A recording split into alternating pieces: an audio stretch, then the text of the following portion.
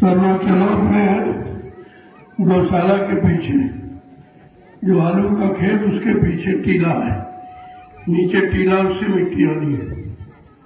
सब लोग ले लो डलिया फोड़ा, चलो अभी देखो कौन सेवा करता है। चलो जल्दी चलो, देर मत करो, फिर समय हो गया। इसमें मिट्टी डाला एक पानी में, ये सब भर जाएगा तो कट जाएगा पूरा।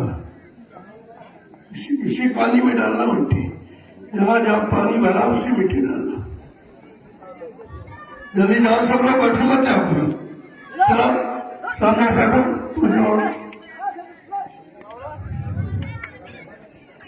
चलो सब लोग चलो, हमारे पास कोई नहीं है। आज के बाद कभी हमारे मंच के आसपास कोई नहीं आएगा, किसी की जरूरत नहीं है। हम आराम तलबी हो गए, कोई सेवा नहीं करना चाहते। आगे पीछे आगे पीछे आगे पीछे, अरे परिवार खराब हो गए।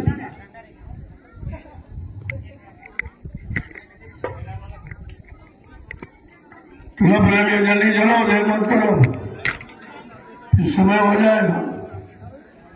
जितना लेट पहुंचोगे लेट ही छोड़ूंगा।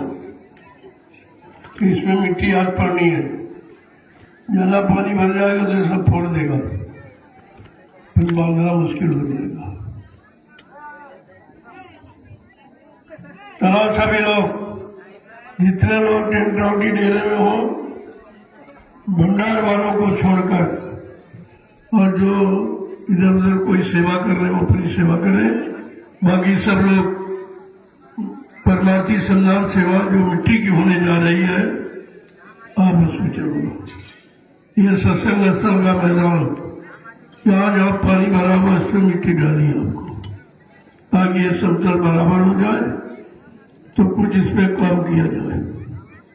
क्योंकि ये बहुत महत्वपूर्ण जगह है, इसमें करोड़ों आदमी बैठ के सत्संग सुनेंगे, भजन करेंगे, लाखों विद्यार्थी शिक्षा ग्रहण करेंगे। ये छोटी मोटी सेवा नहीं है। आप सब लोग चलो, इस सेवा का लाभ ले लो। चलो, ये विद्यालय की परमार्थी संधान सेवा है।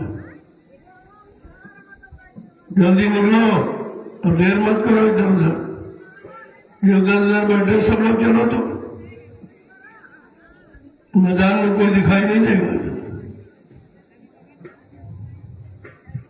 जय गुरुदेव नाम प्रभु का, जय गुरुदेव नाम प्रभु का, जय गुरुदेव नाम प्रभु का, प्रभु का प्यारा नाम, जय गुरुदेव। चलो प्रभु, परमार्थी संधान सेवा दिन रात्रि दोनों की सम्मिलित है, इसलिए दोहरा लाभ है इसका। और ये सत्संग स्थल भी है और विद्यार्थियों के लिए ग्राउंड भी है। ये दोहरा लाभ आपको मिलेगा इसमें। इसमें मिट्टी डालने का लाभ कुछ अलग है, इसका लाभ सबको लेना चाहिए। चलो प्रेमियों, जल्दी चलो, देर मत करो। आश्रम में कोई इधर उधर टहलता नजर नहीं आएगा। जिसको सेवा नहीं करनी, झोला उठाए घर जाए। आश्रम में रहने की जरूरत नहीं है। जब आप कार्यक्रम हो गया, भगो यहां से। जो सेवा करेंगे वो रहेंगे, बाकी कोई नहीं रुकेगा। थोड़ा सख्त करूंगा तभी ठीक रहेगा।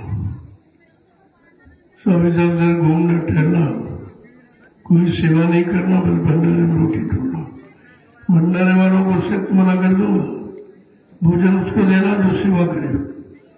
ये सेवादारों के लिए भंडारे चलते, ये घूमने फिरने वालों के लिए नहीं है। बिना पूछे, बिना आदेश के किसी को कोई रोटी मत देना। इस बात का ध्यान रखिए। तुम्हें लोग आदत बिगाड़ते रखी, उनको रोटी मिल जाती है, फिर उन्हें काम से क्या जरूरत है। तमाम तो रोटी खाने वाले टिके यहाँ, इनका कोई सेवा भजन सत्संग से कोई मतलब नहीं। ऐसे लोगों का ठिकाना नहीं है। देखो, जो आपने सामान प्रयोग किया है वो आपका है। कोई बांस है, कोई बल्ली या अन्य कोई सामान, तो उसको उठाओ, वो गैराज में जहां से उठे वहीं रख दो। क्योंकि फिर आप आओगे, फिर आपको जरूरत पड़ेगी। तो ये जितनी बांसबेलियां हैं इनको सबको उठा लो और ले चलो, सब लगा दो, बिल्कुल मैदान खाली कर दो ताकि मिट्टी सेवा सुचारू रूप से की जा सके। चलो सभी लोग, आपको सिर्फ 25 डलियां डालनी है, बस 25 डलियां गिनती की। अब डालिए और जल्दी से सेवा प्रारंभ कर लीजिए। देर करोगे तो देर से छोड़ूंगा, फिर जल्दी कर लो, जल्दी अपना फुर्सत आ जाओ। चलो चलो प्रेमियों, जल्दी चलो। 25 डलियां आपको डालनी है, हर व्यक्ति को, हर प्रेमी को 25 डलियां डालनी है। ये रेशियो रखा गया, ये संख्या है। कोई बात तो जरूर है, इसलिए आपको ये संख्या बता दी गई ताकि आपका मन इधर उधर न जाए, अपनी गिनती में लगा रहे। नहीं किसी बात भी नहीं करोगे, नहीं भूल जाओगे। फिर मन को एकाग्र करने का इतना अच्छा तरीका है परमार्थी संदान सेवा, जो गिनती की जा रही, इसको बहुत सोच समझ कर गिनती रखी गई। इधर उधर कोई नहीं ठहरेगा तो पूरा नहीं कर पाओ, जब तक पूरा नहीं हो जाएगा छोड़ूंगा नहीं।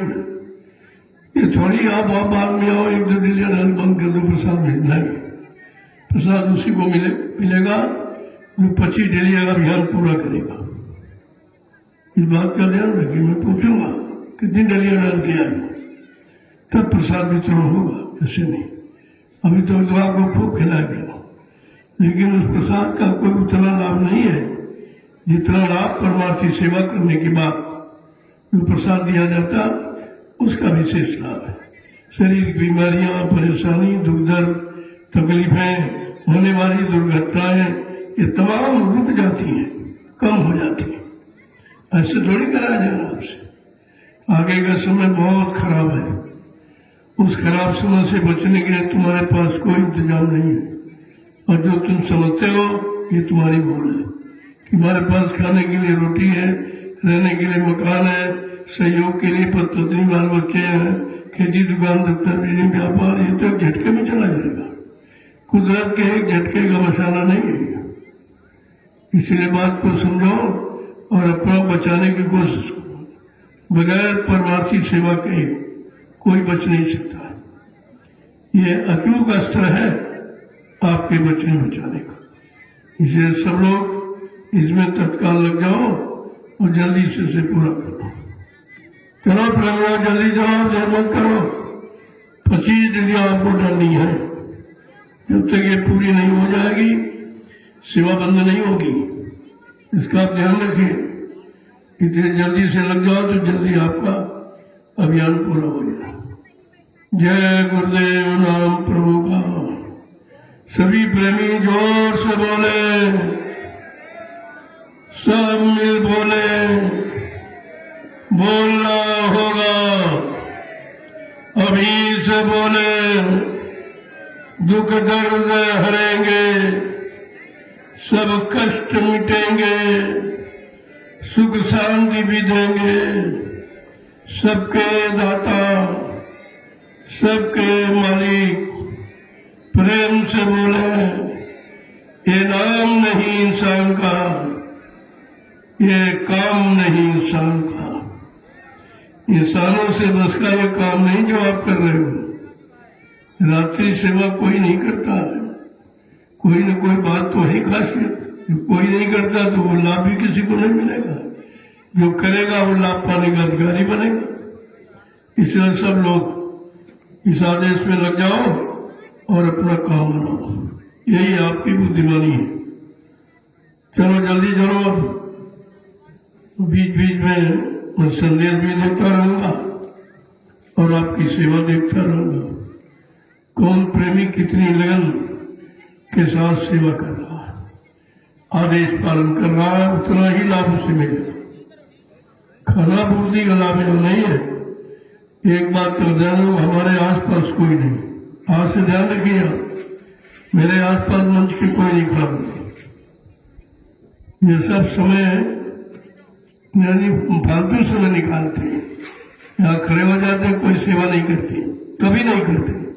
मैं बहुत दिनों से देख रहा था, शायद अब इनको बुद्धि आ जाए, वो समझते हैं और किसी से कहा जा रहा है। ये बने को खास कुछ लगाते हैं, अरे मिट जाओगे मिट, इतना खराब समय आ रहा, तुम हम बचा नहीं पाएंगे।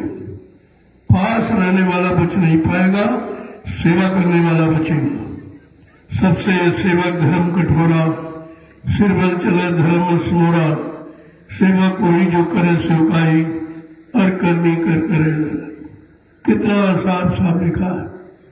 हमेशा सेवादार फल पाता है, सेवादार सुरक्षित रहता है, सेवादार पर विशेष दया रहती है, क्योंकि वो तत्पर सेवा में तत्पर रहता है। उसका निशाना केवल सेवा, केवल आदेश पालन है, इसलिए उसकी संभाल होती है और उस पर दया भी विशेष होती रहती है। इस बात का ध्यान में रखिए आप, कुछ न कुछ सेवा जरूर करो। ऐसे आप कुछ मिलने संत मत है, ये ऐसे नहीं कुछ मिलने वाला। तपस्या है ये एक तरह की कलयुग में, जो आप कर रहे हो कितनी दूरी से मिट्टी लाना। दूरी इसीलिए रखी गई है कि आप तपस्या करें। तपस्या का फल हमेशा अच्छा होता है, परिश्रम का फल मीठा होता है। तो आपको तो मौका मिला अच्छा खासा, कर लीजिए आप। तो जल्दी से अपने कर्म बोझा, जो तमाम जन्मों का पाप का, बुरे कर्मों का बोझा लाते बैठे, धीरे से उतारो उसको। उतारने का कलयुग में एक ही तरीका है, परमार्थी संधान सेवा।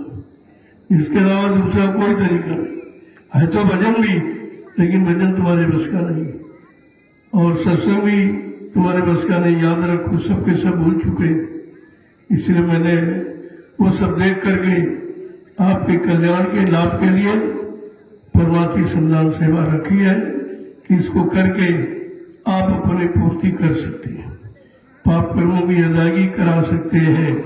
अन्यथा यहाँ कोई तरीका नहीं है। चलो जल्दी चलो, देर मत करो। जय गुरुदेव नाम प्रभु का।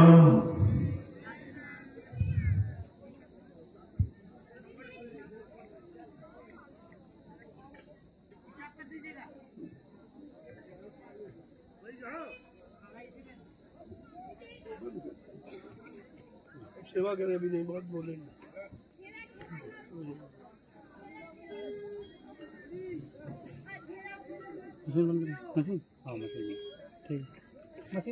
ये मिट्टी डाले इसमें, पानी में बताना है, तो खड़े हो जाओ। एक बार बता दो फिर। हाँ, पानी में डालते रहो।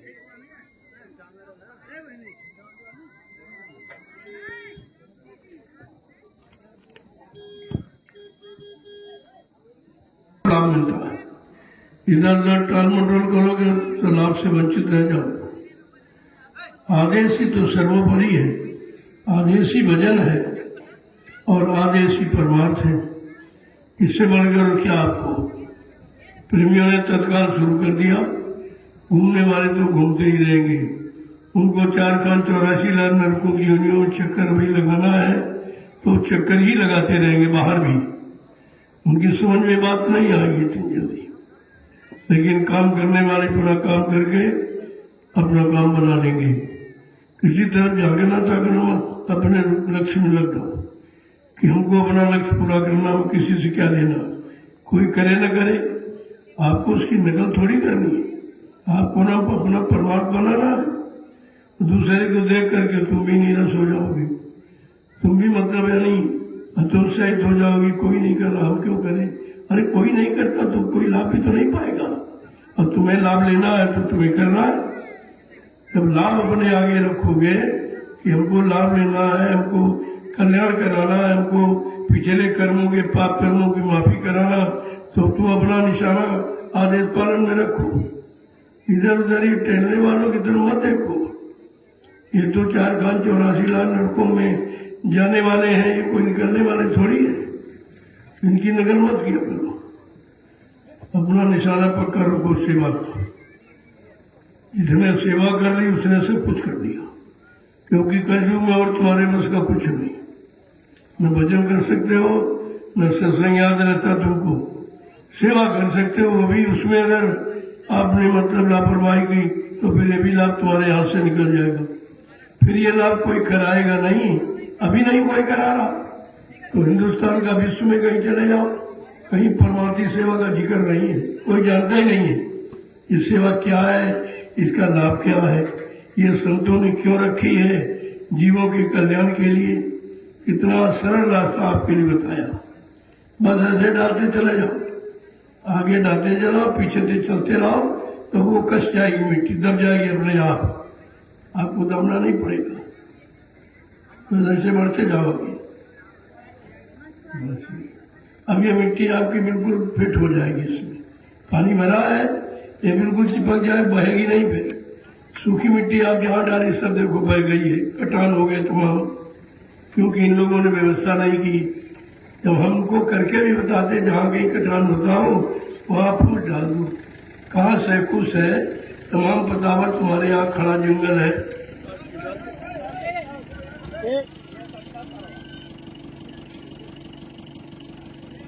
देखता भी नहीं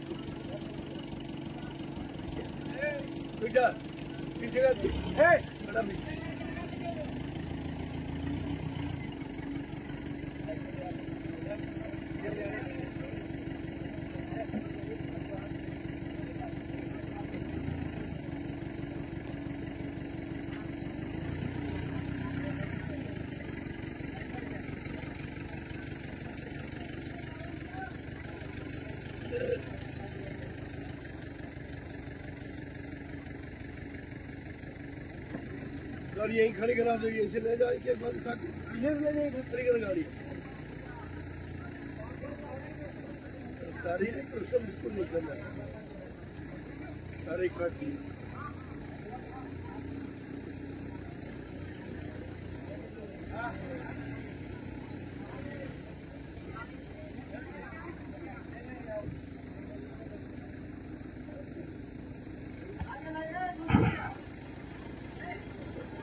देखो इसका ध्यान रखिए, ये गाड़ियां किसी को छूने, हम तो छूने नहीं देंगे आज के बाद।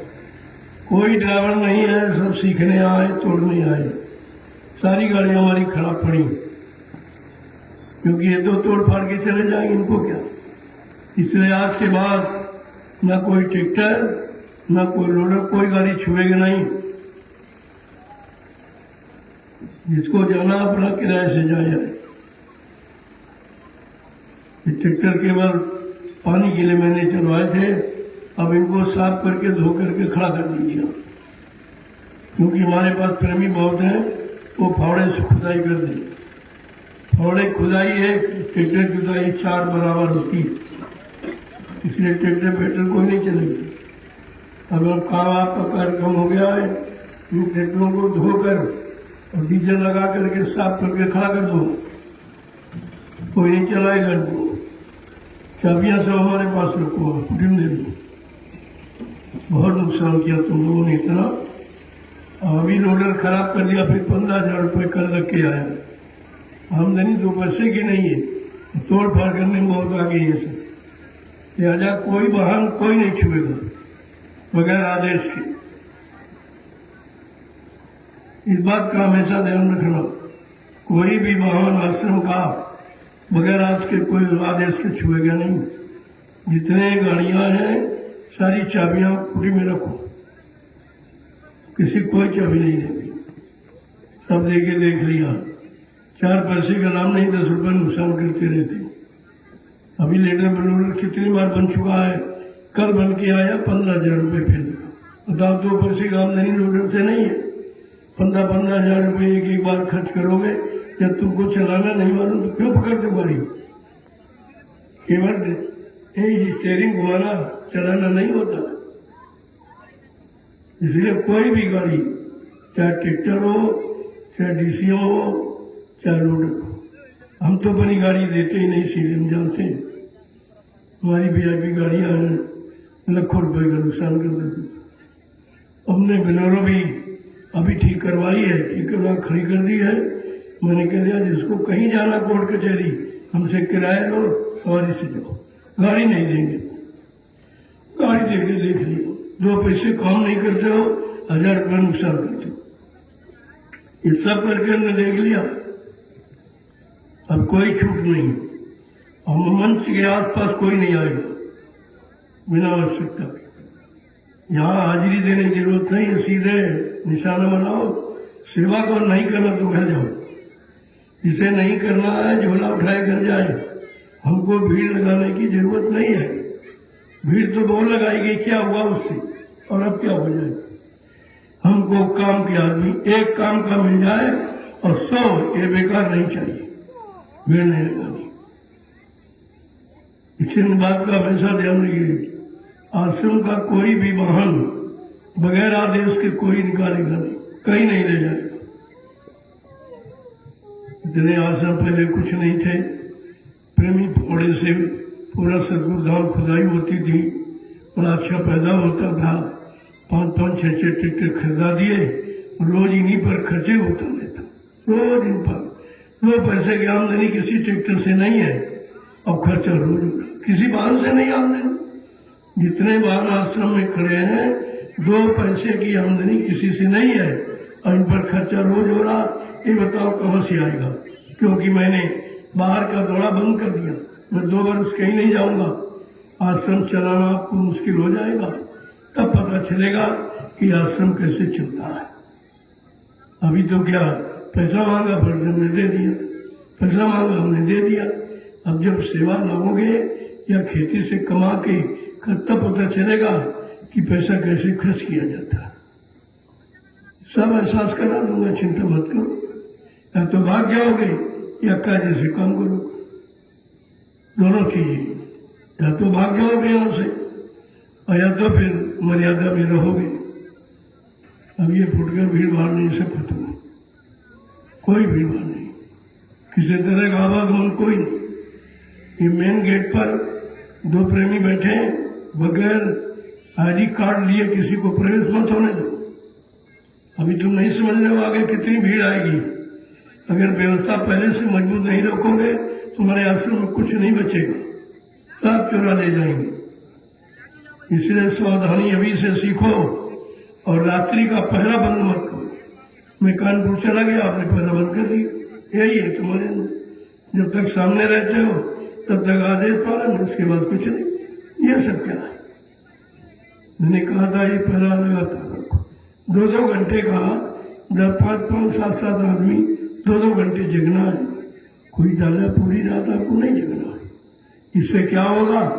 सब लोग जान जाएंगे भाई आश्रम में सुरक्षा व्यवस्था है, आश्रम में पहरा लगता है, सब लोग जागते हैं, आपकी सुरक्षा है। जो चीज बताई जाए उसको समझने का प्रयास किया करो। जय गुरुदेव नाम प्रभु का। तो फिर सुनाने का मतलब क्या है? तुम तो कहानी के साथ समझते हो, हम इधर सुनाते रहते हो, तुम उधर बुलाते रहते हो। तो हम इतने बेवकूफ नहीं है। हम ये सब बंद कर दिया, सुनाना फुनाना कुछ नहीं। कुछ नहीं, सेवा करो सीधी। करना तो रहो ना, घर जाओ। खर्चे बचेगा, भंडारे का अन्न बचेगा, हमारा तो लाभ होगा। फालतू रोटी खिलाना, फालतू ठिकाना, यहाँ व्यवस्था करना क्या, उससे मतलब क्या निकलेगा? बिजली पानी का फालतू खर्चा ये सब कौन देगा? तो अब ऐसा कुछ नहीं होगा। इस कार्यक्रम के बाद एकदम नए नियम बिल्कुल सख्त बना दूंगा, नई व्यवस्था बनाऊंगा। अगले कार्यक्रम तक आप देखना कितनी चुस्त व्यवस्था होती है। तो मैं थोड़ा सा ढील दिया था कि शायद अब सुधर जाओ, अब सुधर जाओ, अब ठीक हो जाओ, लेकिन तुम सुधरने बजाय बिगड़ने लगे। अरे कुछ नहीं कहते हो तुम। वो जब उनको कुछ दिखाई नहीं देता वो समझते कुछ नहीं, वैसे ही है। अब पता चलेगा अगले कार्यक्रम में समझते कि नहीं समझते। जय गुरुदेव नाम प्रभु का। चलो अपना अभियान पूरा करो जल्दी से।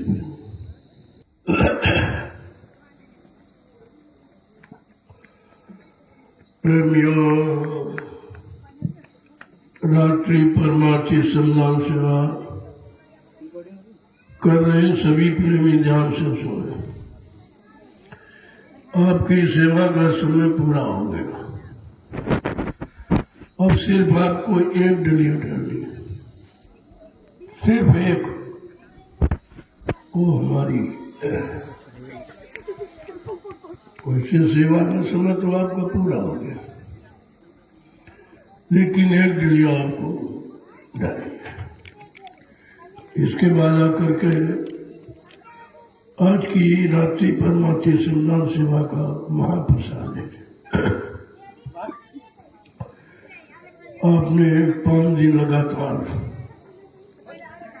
भारतीयता दिवस के पावन अवसर पर भारतवासियों के लिए एक आदेश संदेश निर्देश किया गया, जिसकी आज देश को जरूरत है, लेकिन विचार बहुत कम लोग कर पा रहे हैं। उनको यही नहीं मालूम कि भारतीय दिवसा का मतलब क्या है।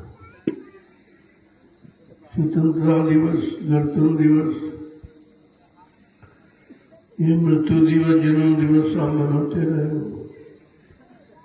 लेकिन भारत भूमि पर रहने वालों प्रेमियों, हमें आपको भारतीयता दिवस कभी नहीं करते, और न किसी ने आपसे कहा, न किसी ने संकेत इशारा किया। जिसकी जरूरत है उसको तो आपने मनाया नहीं। आज भारत देश को गुरु की आवश्यकता है। गुरु माने सच्चे ज्ञान, सच्चिदानंद, सतलोक सचखंड जीवात्मा को पहुंचाने वाला और मालिक से मिलाने वाला, ऐसे की आवश्यकता। जिनकी आपने आवश्यक समझी हो तो उन्होंने कुछ किया नहीं, उनको मालूम ही नहीं था। उनको ये नहीं मालूम है कि गुरु संत सदगुरु में क्या अंतर है। गुरु किसे कहते हैं, सदगुरु किसे कहते हैं। गुरु माने ज्ञान कराने वाला, जो भौतिक जगत का सांसारिक शरीर इंद्रिय भोगों का ज्ञान कराने वाला, उसको सांसारिक भौतिक गुरु कहते हैं। और जो आत्मा का ज्ञान करा उसे आत्मिक गुरु कहते हैं। आत्मा को जगाए अब परमात्मा से मिलाए, उसको कहते हैं सतगुरु। यहाँ जरूरत तो दोनों की है, लेकिन जिसमें दोनों काम करने की क्षमता हो, ऐसा अगर मिल जाए तो दोनों काम आपके हो जाए। आज इस कलयुग में घोर कलकाल, ऐसे ही सदगुरु आए जिनको हमने आपने पहचाना नहीं, न माना, न जाना, न पहचाना, न अपना कोई काम ही करा पाए। फिर उनके आने का मतलब क्या हुआ? वो तो आपके काम के लिए आए हैं, आपकी जीवात्मा के कल्याण के लिए आए हैं, और भौतिक जगत का सुख देने के लिए भी आए। दोनों काम करने। जब तक भौतिक सुख नहीं मिलेगा तब तक आपको संतुष्टि नहीं होगी। जब तक मन शांत नहीं होगा तब तक आत्मिक कार्य में सहयोग नहीं देगा। इसलिए दोनों की जरूरत है।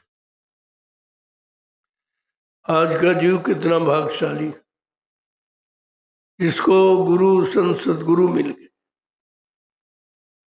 और जिन्होंने आपके हर काम को करने का वादा किया। आज जब विश्व के लोग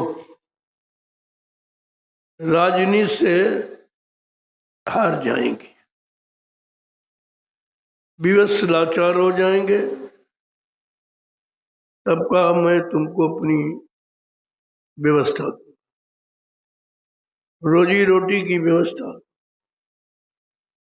और साथ साथ में परमात्मा की प्राप्ति की युक्ति दूंगा। दोनों काम को ऐसा समृद्धमाली भूमंडल पर कभी नहीं, भूते न भविष्यते। लेकिन बात तो समझने की थी। उन्होंने अपना परिचय देने के लिए सत्संग जारी किया था, जैसे अवतारी शक्तियों का परिचय कथा वार्ता से आप जाने, ऐसे सदगुरु अपना परिचय सत्संग के माध्यम से दिया। सत्य का संग, सत्य माने ईश्वर, परमात्मा, खुदा, गॉड, प्रभु, वही एक सत्य है, बाकी सब झूठ है। जो सत्य का अनुभव करावे, सत्य का ज्ञान करावे, सच्चिदानंद दिलावे, जीवात्मा को सतलो सचखंड पहुंचावे, ऐसे समर्थ मालिक भूमंडल पर पहली बार है। इसीलिए हम सब जीव उनको पहचान नहीं पाए। कभी आए होते, उनका इतिहास लिखा हो गया होता तो पढ़ के जान लाते, या किसी को मिले होते तो वो बताता, लेकिन कलयुग में जिनको मिले सब ने बताया। कबीर साहब ने बताया, नानक साहब ने बताया, पलटू दास ने बनाया, सब ने बताया, मीरा सेजो भाई, जिनको जिनको मिले और जिन्हों ने उनसे लाभ लिया, अपनी जीवात्मा को जगाने की युक्ति ली और उन्होंने प्राप्त कर लिया, सब ने बताया। लेकिन इतना सब बताने के बावजूद भी हम आप अपने मालिक को नहीं पहचान पाए, जबकि इतना परिचय किसी ने नहीं दिया। हजारों संत आए कलयुग में, लेकिन इस तरह का परिचय किसी ने नहीं। परिचय में उन्होंने कहा कि हम आए वही देश से जहां तुम्हारा धाम, तुम सबको घर पहुंचाना एक हमारा काम। मेरा दूसरा कोई काम ही नहीं, कोई राज का, कोई पाठ का, कोई धन का, कोई दौलत का, सामान का, सम्मान का, मेरा ये काम। मैं सिर्फ तुम्हारी जीवात्मा को, जो कितने युगों से भटक रही, अभी तक अपने घर नहीं पहुंच पाई, अपने मालिक से मिल नहीं पाई, मैं उसको घर पहुंचाने के लिए और मालिक से मिलाने के लिए आया हूं। इतना परिचय जब मिल जाए तो फिर शंका किस बात की? अगर किसी में शंका होती है, अगर उसका परिचय मिल जाए तो शंका चली जाती। आपको परिचय भी दिया गया और फिर भी शंका में रह गया। और एक तरह का नहीं, 3 तरह का परिचय। एक तो कहा कि हम आए हुए देश से जहां तुम्हारा धाम, तुम सबको घर पहुंचाना एक हमारे काम। दूसरा कहा कि भव सागर भरवो नहीं, ये प्रताप हमार, और निश्चय करके मान ले तो तुरंत उतारूं पार। ऐसा किसी ने नहीं कहा। इस भवसागर से पार ले जाने का वादा किसी ने नहीं किया। यह समर्थ मालिक प्रभु की पहचान है। पहचान मिलने के बाद भी हम लोग भ्रमित हो गए, क्यों उनके वचनों को भूल गए। जो उन्होंने सत्संग वचन जारी किए, हम लोग उनको भूल गए। जब वचन भूल गए तो फिर गुरु को भूल गए, और गुरु को भूल गए तो गुरु ज्ञान भूल गए। जब गुरु ज्ञान ही रहा तब भूल भ्रम में फंस गए। गुरु ज्ञान नहीं रहा तभी तो भूल भ्रम में हम फंस गए। लेकिन महापुरुष अपना काम कभी बंद नहीं करते। जिस काम के लिए आते हैं वो काम करके ही जाते, उसमें कोई विघ्न बाधा नहीं डाल सकता। कहते ना मेरा काम कोई कर सकता और न मुझे कोई अपने काम से रोक सकता। ये कितना बड़ा चैलेंज है कि सृष्टि में कोई ऐसा पैदा नहीं हुआ जो हमको अपने काम से रोक दे, या ऐसा कोई बलवान नहीं है जो मेरा काम कर सके। फिर तो मैं आपको समझ लेना चाहिए कि जब कोई है नहीं तब किसको खोज रहे हो, किसको ढूंढ रहे हो, किसके दर पे जा रहे हो, किसकी शरण में जा रहे हो। ये वचनों को याद न रखने के कारण हम सब लोग भूल भुलैया में पड़ गए। लेकिन धीरे धीरे धीरे धीरे गुरु अपना रास्ता किसी न किसी माध्यम से हम सब जीवों के सामने रखता ही रहता है। अपना दिव्य अलौकिक संदेश जीवों के कानों तक पहुंचाता ही रहता है। ये उनका अपना काम है। अगर हम सब लोग सुनने का, सुन करके अपनाने का और अपने पर लागू करने का काम कर ले तो फिर लाभ प्राप्त हो जाए, और लाभ मिलने के बाद फिर तो शंका समाप्त हो जाती।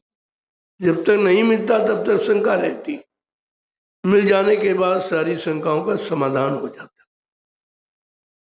आज तो सब आपके सामने है। आप ये परमार्थी सम्मान सेवा कर रहे हो जो हिंदुस्तान का विश्व में कोई नहीं कराता। दिन में तो कोई करता, तुम तो रात में कर रहे हो।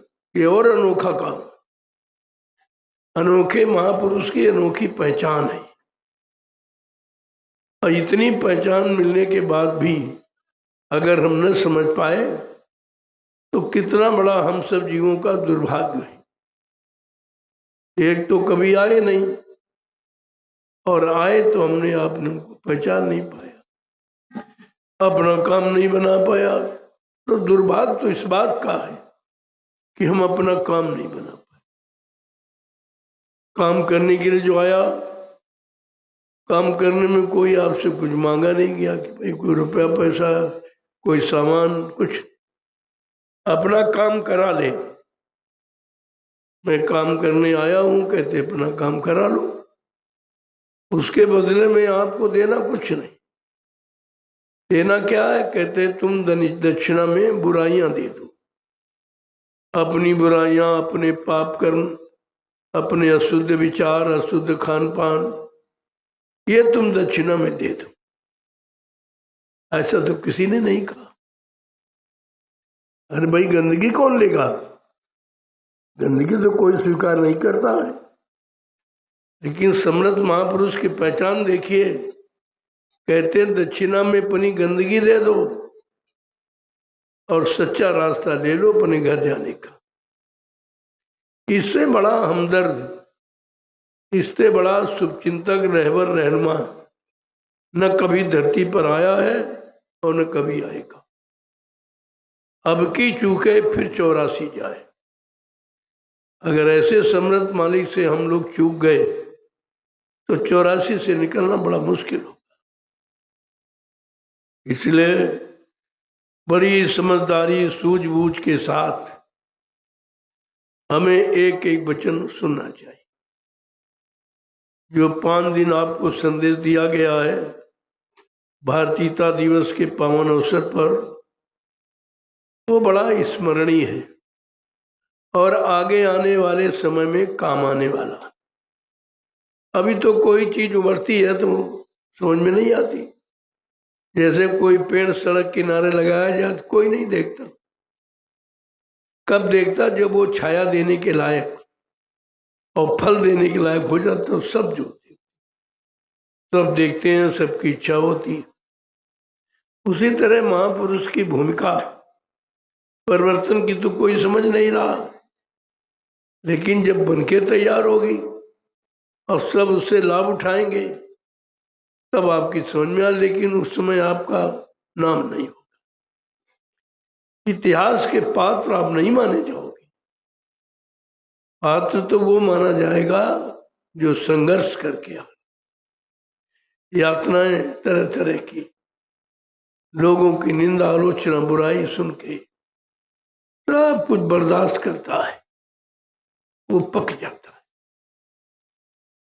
जो कुदरत की मार सहता है, आंधी तूफान, ओला पाला, वो फल देता है। फल देने के लायक वही बनता है। तो इसलिए अगर अपना काम और लोगों का काम बनाना चाहते हो तो फिर तुमको बर्दाश्त करना पड़ेगा।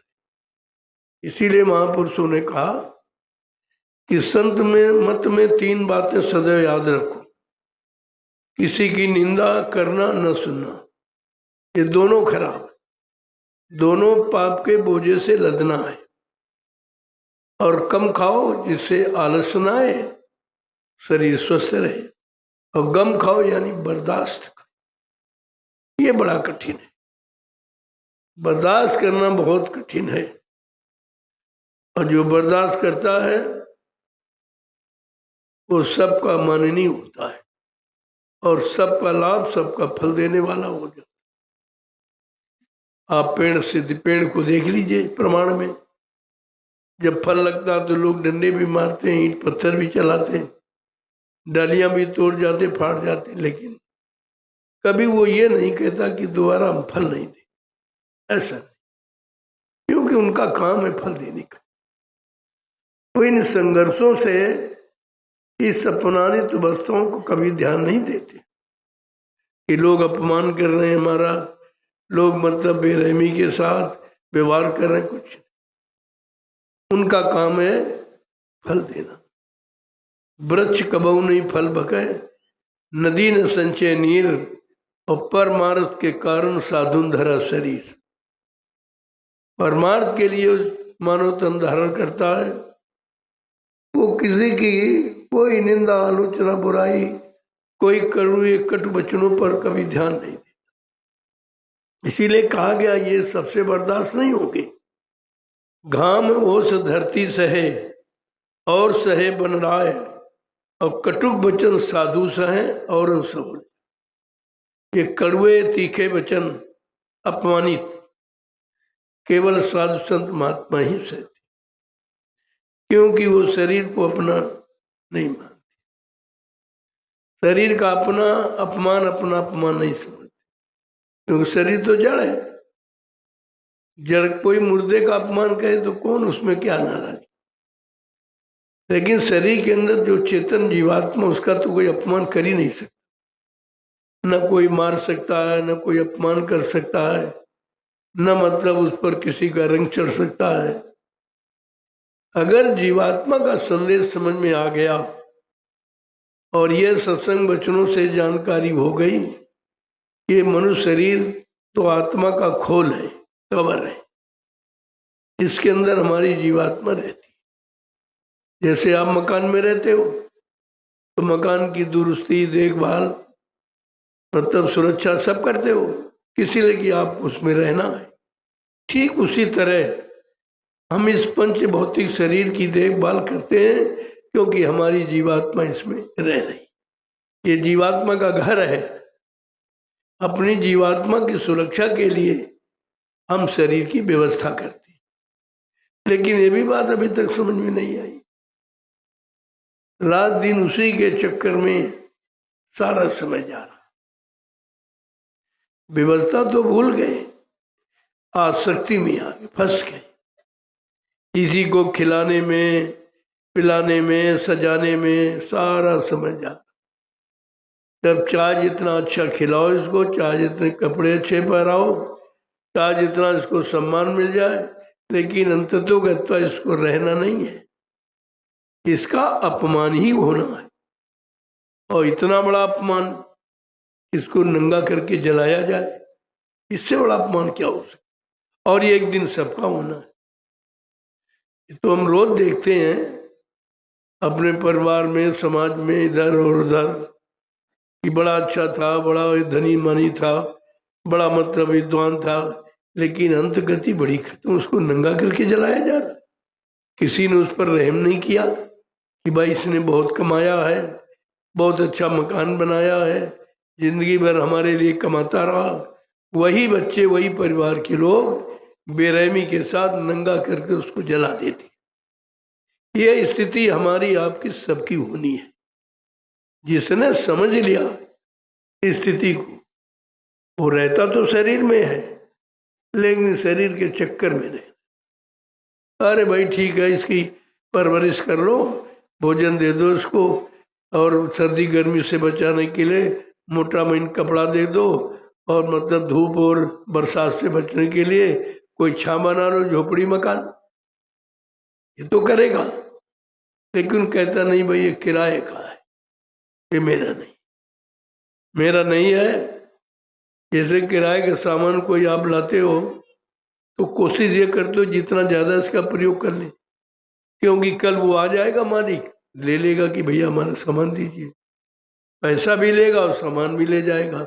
ठीक उसी तरह महापुरुषों ने कहा भाई ये सही तो शरीर किराए का है और एक दिन तुमको इसे देना पड़ेगा।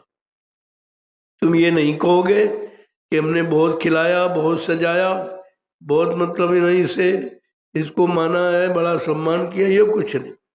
वो तो पूछेगा तुम्हारी जीवात्मा ने ये पंचभौतिक शरीर मांग के ले आई थी कि एक बार हमको मानव तन दे दीजिए तो हम अपना कल्याण कर लेंगे।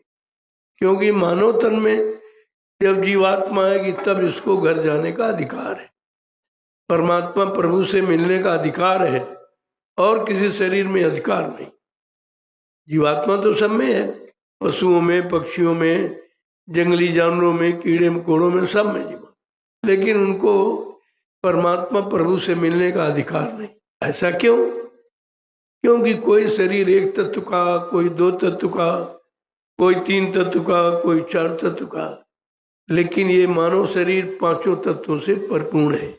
इसलिए ये पंचभौतिक शरीर से 5 नामों की साधना की जा सकती और किसी शरीर से नहीं। इस बात को ध्यान में रखना चाहिए। अगर पंचभौतिक शरीर पाकर आपने ये काम न किया तो दोबारा ये शरीर मिलेगा नहीं। फिर कर्मानुसार कहीं पशुओं में जाओगे, कहीं पक्षियों में जाओगे, कीड़े मकोड़ों में जाओगे, बहुत गंदे बुरे पाप कर्म करोगे तो नाली के बदबूदार कीड़ों में जीवात्मा चली जाए। ये कर्म का फल है, उसी अनुसार जन्म मिलता है। तभी संत महापुरुष आते हैं, कहते भाई चलो कम से कम अच्छा करो, बुरा न करो, अच्छा कर लो। वैसे चाहिए तो परमात्मा प्राप्ति का काम, अगर वो नहीं हो रहा है तो इसे गंदा न करो, तो ये क्या होगा, दोबारा फिर आपको दे देगा। अगर एक बार आपने गंदा कर दिया फिर कभी नहीं देगा, वो जानता है ये तो गंदा कर देगा, फिर आपको कभी मिलेगा नहीं है। इसलिए कहा अगर परमात्मा की प्राप्ति नहीं हो पाई तो कम से कम अच्छे कर्म, शुभ कर्म करो, तो दोबारा फिर मौका मिल जाए, किसी अच्छे सत्संगी परिवार में आपका जन्म हो जाएगा और तुम जन्म से ही संगत में जुड़ जाओगे और दूसरे जन्म में निकल जाओगे। इसीलिए कहा सदगुरु 7 जन्म तक पीछा कर। इसने आपको नामदान दिया और आपका हाथ पकड़ा, वो 7 जन्म तक पीछा करेगा। ऐसे नहीं छुटकारा होने पर कि अगर पहले जन्म में निकल जाओ ज्यादा अच्छा, दूसरा जन्म दिलाएगा, तीसरा दिलाएगा, चौथा दिलाएगा, 5वां दिलाएगा, 7 जन्म तो फिर मार खाते रहोगे, फिर मतलब यानी। तो इसलिए कोशिश करो कि एक ही जन्म में निकल जाए, और अगर एक जन्म में न निकल पाए तो एक उस जन्म में कोई बुरा न करे, कम से कम दोबारा अच्छी जगह सत्संगी परिवार में जन्म हो जाए और शुरू से गुरु मिल जाए और नाम मिल जाए, तो आप कमाई करके जा सकते हो, दूसरे जन्म में निकल जाओगे। यही सोच समझ अपने में होनी चाहिए। इसी का नाम सत्संग है। सत्संग कोई गाना बजाना, कथा वार्ता नहीं होता। सत्य का ज्ञान करना, सत्य का अनुभव करा देना, सच्चिदानंद दिला देना, जीवात्मा का सत्रो सचखंड पहुंचा देना और सत्पुरुष से मिला देना, ये काम था। तो मैंने 5 दिन आपको भारतीयता दिवस के पावन अवसर पर आपको दिव्य अलौकिक संदेश दिया। उसको संभाल के रखो और उसको रोज दोहराते रहो। जब कोई पाठ एक बार पढ़ा, दो बार, 3 बार, 4 बार दोहरा तो पक्का याद हो जाता, फिर भूलोगे नहीं। ऐसे जब वचनों को दोहराते रहोगे, गुणन मनन करते रहोगे, तो फिर भूलोगे नहीं। जब वचन नहीं भूलोगे तो बच जाओगे, फिर आप कोई फंसा नहीं सकता, कोई बहका भरमा नहीं सकता, ये काम कोई नहीं करता। ये सब जानकारी के लिए ही तो आपके साथ मेहनत की जाती है कि चलो भाई, इसको जो रास्ता कभी नहीं मिला, किसी युग में नहीं मिला, चलो संत महापुरुषों की दया हो गई तो उसका लाभ इसको दिला दो। अब तुम लाभ लेना ही नहीं चाहते हो तो जबरदस्ती कौन दिला? आप जब लेने की इच्छा व्यक्त करेंगे, अपने अंदर इच्छा जाहिर करेंगे, तो वो चीज मिल जाएगी। किसी वस्तु की जब इच्छा करते हो तब फिर उसकी तलाश करते हो, फिर प्रयास भी करते हो और मेहनत भी करते हो, तब वो चीज मिलती है। ठीक इसी तरह अगर परमात्मा की प्राप्ति चाहते हो तो उसकी तलाश के लिए जानकार, कि परमात्मा का जानकार कौन है। अभी तो जानकारी नहीं भाई, कहाँ है, रहता है, कौन है, कैसे मिलता है, किसको मिलता है, किस नीति, किस रीति से, किस नीति से, किस प्रीति से मिलता है। तो कहा कि सदगुरु की दया से मिलता है। अब सदगुरु कहाँ मिलेंगे, उसके लिए आपको खोजना पड़ेगा। तो हम सब कलयुग के जीव तो खोज नहीं सकते, मालूम नहीं खोजना, तो वो खुद आ जाते, अपना परिचय देने लगते। ये उनकी दया है। खोजने पर कोई चीज मिलती, लेकिन उन्होंने कहा भाई कलयुग का जीव खोजेगा कैसे, बेचारा, इसको मालूम नहीं कुछ, इसने कभी कहीं लिखा पढ़ी तो है नहीं उसकी भाई, कि सदगुरु कहाँ मिलेंगे, कहाँ रहते हैं, कैसे मिलते हैं, किस रीति से मिलते हैं। तो उन्होंने अपना परिचय देना शुरू किया, और ऐसा परिचय किसी ने दिया नहीं। और फिर भी आप अगर न समझ पाओ तो फिर हमारे आप जैसा कोई दुर्भाग्यशाली व्यक्ति नहीं है। इसलिए 5 दिवस के जो पावन पवित्र संदेश को सुना आपने, उसको अपने अंदर जगह दो, मन को पकड़ा। वो शब्द कानों ने तो पकड़ा और मन को नहीं आपने पकड़ाया, और सुनाया गया था मन को सुधारने के लिए। मन अगर सुधर जाए तो सब सुधर। लोग कहते नहीं मन चंगा कठोतिम गंगा। अगर मन शुद्ध हो जाए, पाक साफ निर्मल, तो कमी किस बात की। तुम्हारे में कोई कमी नहीं, कमी तो है मन में। मन की कमजोरी है, मन की दुर्बलता है, जो हमें आपको आत्मिक कार्य करने नहीं देता। लेकिन जब सदगुरु की शरण में जाओगे, उनसे दया की भीख मांगोगे, तो आपका सब काम बन जाएगा। जा पर दया भई सदगुरु की, वो ही हुए निहाल, और बाकी फंसे काल के जाल। जिस पर उनकी दया हो गई, उसे फिर कोई परास्त ही नहीं कर सकता। वो दया के आगे सब फेल है, कोई नहीं कुछ कर सकता। लेकिन उनकी दया लेना इतना आसान नहीं। सुनना तो बड़ा सरल, कानून ने सुन लिया, लेकिन सुनने से मिला थोड़ी है। मिलने के लिए बताया गया, कैसे मिलेंगे, किस नीति से मिलेंगे। उसी नीति को कहते हैं भक्ति।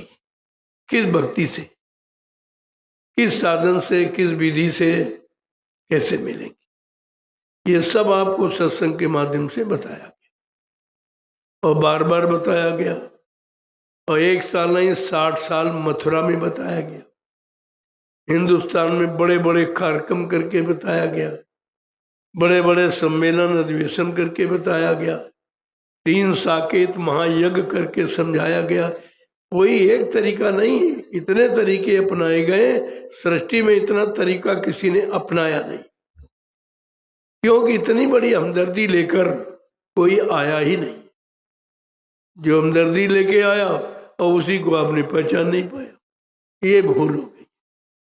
अब भी उनकी दया है कि चलो, कि आपको रास्ता दिया जा रहा, वचन मिल रहे हैं। जो वचन भूल गए हो उनको बार बार दोहराया जा रहा, आपके कानों के द्वारा पहुंचाया जा रहा कि भाई अब भी अपने बिगड़े मन को ठीक कर लो, भोगी विलासी मन को इस रोग से मुक्त कर लो। ये सब आपको बताया जा। कहने का मतलब ये है, जो 5 दिन आपको संदेश मिला वो कहीं नहीं मिले। कहीं चले जाओ, ये कोई बाजारों में नहीं बिकता है।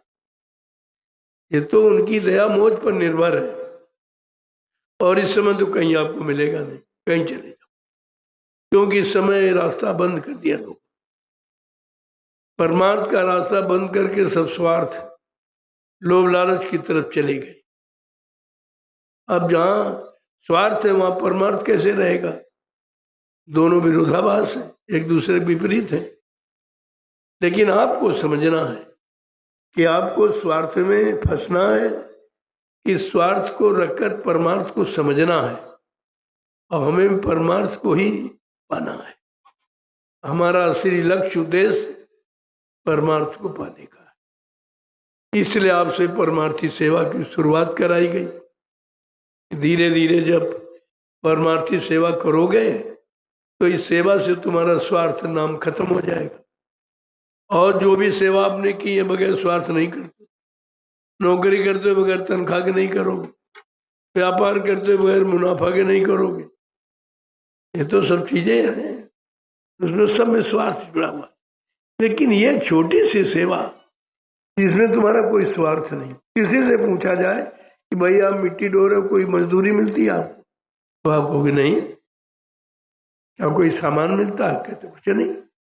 तो क्यों करते हो? कहते आदेश पालन। ये परमार्थ, ये परमार्थ जग गया आपके अंदर कि जो तुम्हारे मुंह से निकला कि हम तो आदेश पालन करते, हमारा कोई स्वार्थ से मतलब नहीं है। जबकि तुम कितने जन्मों से स्वार्थ में रहे हो और एक बार की संतों ने ऐसी सेवा में लगा दिया कि मतलब स्वार्थ की भावना खत्म हो गई और आपके दिल से निकल रहा है कि हमारा कोई स्वार्थ नहीं है, हम तो आदेश पालन करते। इतनी बड़ी चीज निकली देखो। अगर न करते ना आते तो ये समझ ही नहीं पाते आप। ये छोटी मोटी सेवा मत समझा करो। छोटी इसलिए कि इसके अलावा तुम बड़ी कर ही नहीं सकते थे। अगर कह दिया तपस्या करो, त्याग करो, संयम करो, बाल बच्चे छोड़ दो, घर गृहस्थी छोड़ दो, दुकान खेती बंद कर दो, आपके बस की बात। तो कहा नहीं, इनमें रहो, इनमें रहो 8 घंटा परिवार बाल बच्चों की सेवा करो। खेती है, दुकान है, दफ्तर है, बिजनेस व्यापार मजदूरी करो आप, लेकिन सच्चाई ईमानदारी मेहनत से करो, ताकि किसी का कर्म कर्जा न चढ़ने पावे। जिसे मुनाफा कहे तो ये कर्जा ही लाद रहे हो। मुनाफा कहाँ से आया?